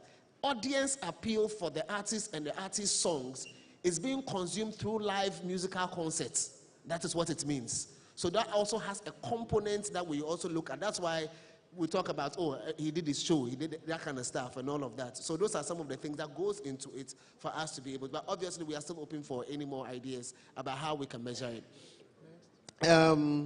Let's see, artists of all 16 regions, Charlie, Mr. Amaziba has already mentioned, it's not a regional event. Threshold to ensuring that a song wins. No, what we have is our threshold is defined by the scheme stroke competitive submissions. So if Andy Dorsey has music and Andy's song is not popular, only 200, 300, then we know it's not popular. It will not make it, right? But if Andy's song is popular, we check the streams, we check, the dipstick and all of that, and we realize that Andy has got 10,000 people interested. And there are, let's say, other people within that same category who have 20,000, 50,000, and when you rank it, Andy is number 12. Andy will not make the cut. So what we use is the scheme's old standard plus the competitive angle that we have from other people who are submitting. That is what informs whether the person should be in the category or not. Once it moves from that place, we determine who the winner is by using all the other elements we've already explained. Okay, then, which one again? Incorporate, okay, yeah, let's see. Cross carpet for. So gospel songs. Gospel songs can go into other categories. The only thing they don't go into are other genres. So there's the same rule for other genres, really. You don't have reggae dancehall song going to high life. And you don't have high life song going to hip hop, so to say. But if we are looking for best rap performance, which is actually the name, then a best rap performance, we can review a gospel song's best rap performance because the focus is on the rap.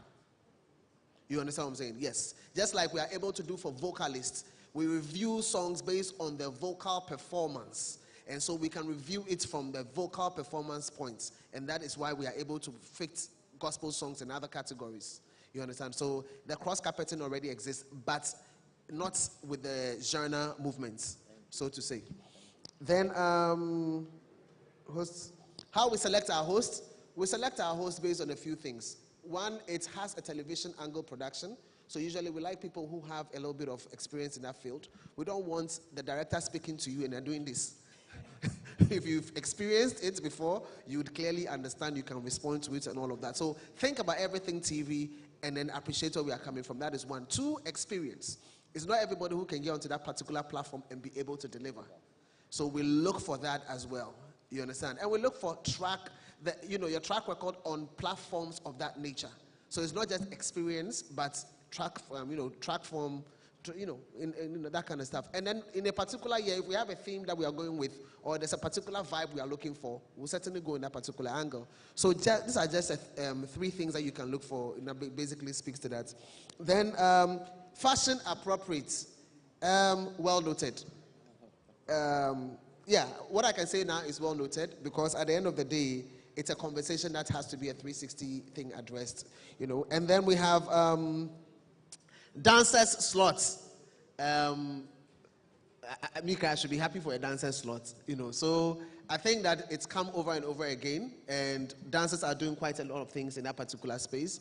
I think we'll have to table it and then see what angle can be captured, whether from choreography angle or from dance song promotion angle or whatsoever. But I think that there's a call in that particular space, and then we'll also look at it. Then we have the DJs category, which has come over and over again. I think one of the key things that we need to go into is really about how to get them and how to make it sustainable, to have a clear metric on this is how it's done. And so we have it can be sustained. It can be sustained because they are the promoters. We need to have a conversation. No, so it can be done. Then conflict of interest. Yes. So, and then a conflict of interest bit. So what we do is the board members every year, it's not automatic that a board member stays on this year and then comes on next year. Once the event is over, once we finalize everything, they expire. Then the following year, we rope on new board members, which can include all, some, you understand? So it's not automatic rollover. Now, for each one of them, they have contracts they are supposed to sign that basically speaks to some of these things, and we ensure that they keep to it. You understand? With respect to academy, our plan has always been to increase the base. So once you have, because currently we have about 200 people in that particular space, and we're even looking to increase it. This coming year, we'll increase it. What happens is that even if there's one bad nut, it becomes difficult for you to be able to have so much impact, because it is you versus 200 more people or more. You understand? Again, because I know if I say, oh yeah, you're supposed to be a man of integrity and all of that, you say, but what if? Yeah, so the what if is what I'm answering before you even get to that particular point. I think that's about summarizing it. Right. So that'll be all for now. Thank you. Thanks so much to Board Chairman Amaziba. Thanks so much, Deputy Mr. Ni Aiti Hammond, and Rebecca PRO of Charterhouse. Chairman, if you give us closing remarks before we go. Closing remarks, yes. The chairman's remarks. Well, briefly. Yes, very briefly, because I can't recount all the stuff that we've been through. But anyway, my fundamental address will be based on the ladies' request for the fashion dress code and stuff like that. I can bet you that if we throw that one in, people will boycott it. If you are coming from your house, your mother or your sister or your husband or your wife should be able to tell you that your G-string is showing, so don't wear this dress. Or you understand? So it shouldn't be the responsibility of the board or Charterhouse, please. We are all adults. We decide what we want to eat, what we want to drink. So what we want to wear should also be our personal responsibilities. So please. Right. Thank you. On that note, I will say that it's been a very beautiful gathering, and I wish that we could continue this as and when the need arises, so that we can all be able to. The Ghana music is your responsibility. The development of it is yours, it's mine, it's everybody's. So please, thank you very much for coming. Thank you so much. Right. Here, we have our small shops outside. There's some item 13, so once we step out. However, if you have any concern, any question, or any information you want to pass on, please check out the screens. We are projecting the email, the info at Chatterhouse. Sorry, info at GhanaMusic.com. Info at GhanaMusicAwards.com. Info at GhanaMusicAwards.com. Right. Let me acknowledge the presence of Madam Diana Hamilton, Diana Hobson. Diana Hobson. I see Kofi Kakari. Kofi, yes, thank you. Olo Michael, Amanziba. No, so which of them am I addressing? Amanziba Jr.? Olo Michael, okay. All right. Jesmo, thanks very much for coming. And Mr. Ajetusua, thank you. When you say, you have to add 1986 World Dance Champion. Yes. We had to stay awake to watch him dance. That's right. Yeah, Hall of Famer. Yes, he must have been part of the museum. We have to check it. On that note, my name is Andy Dusty. Thank you very much for joining us. God bless you all. Have a wonderful day.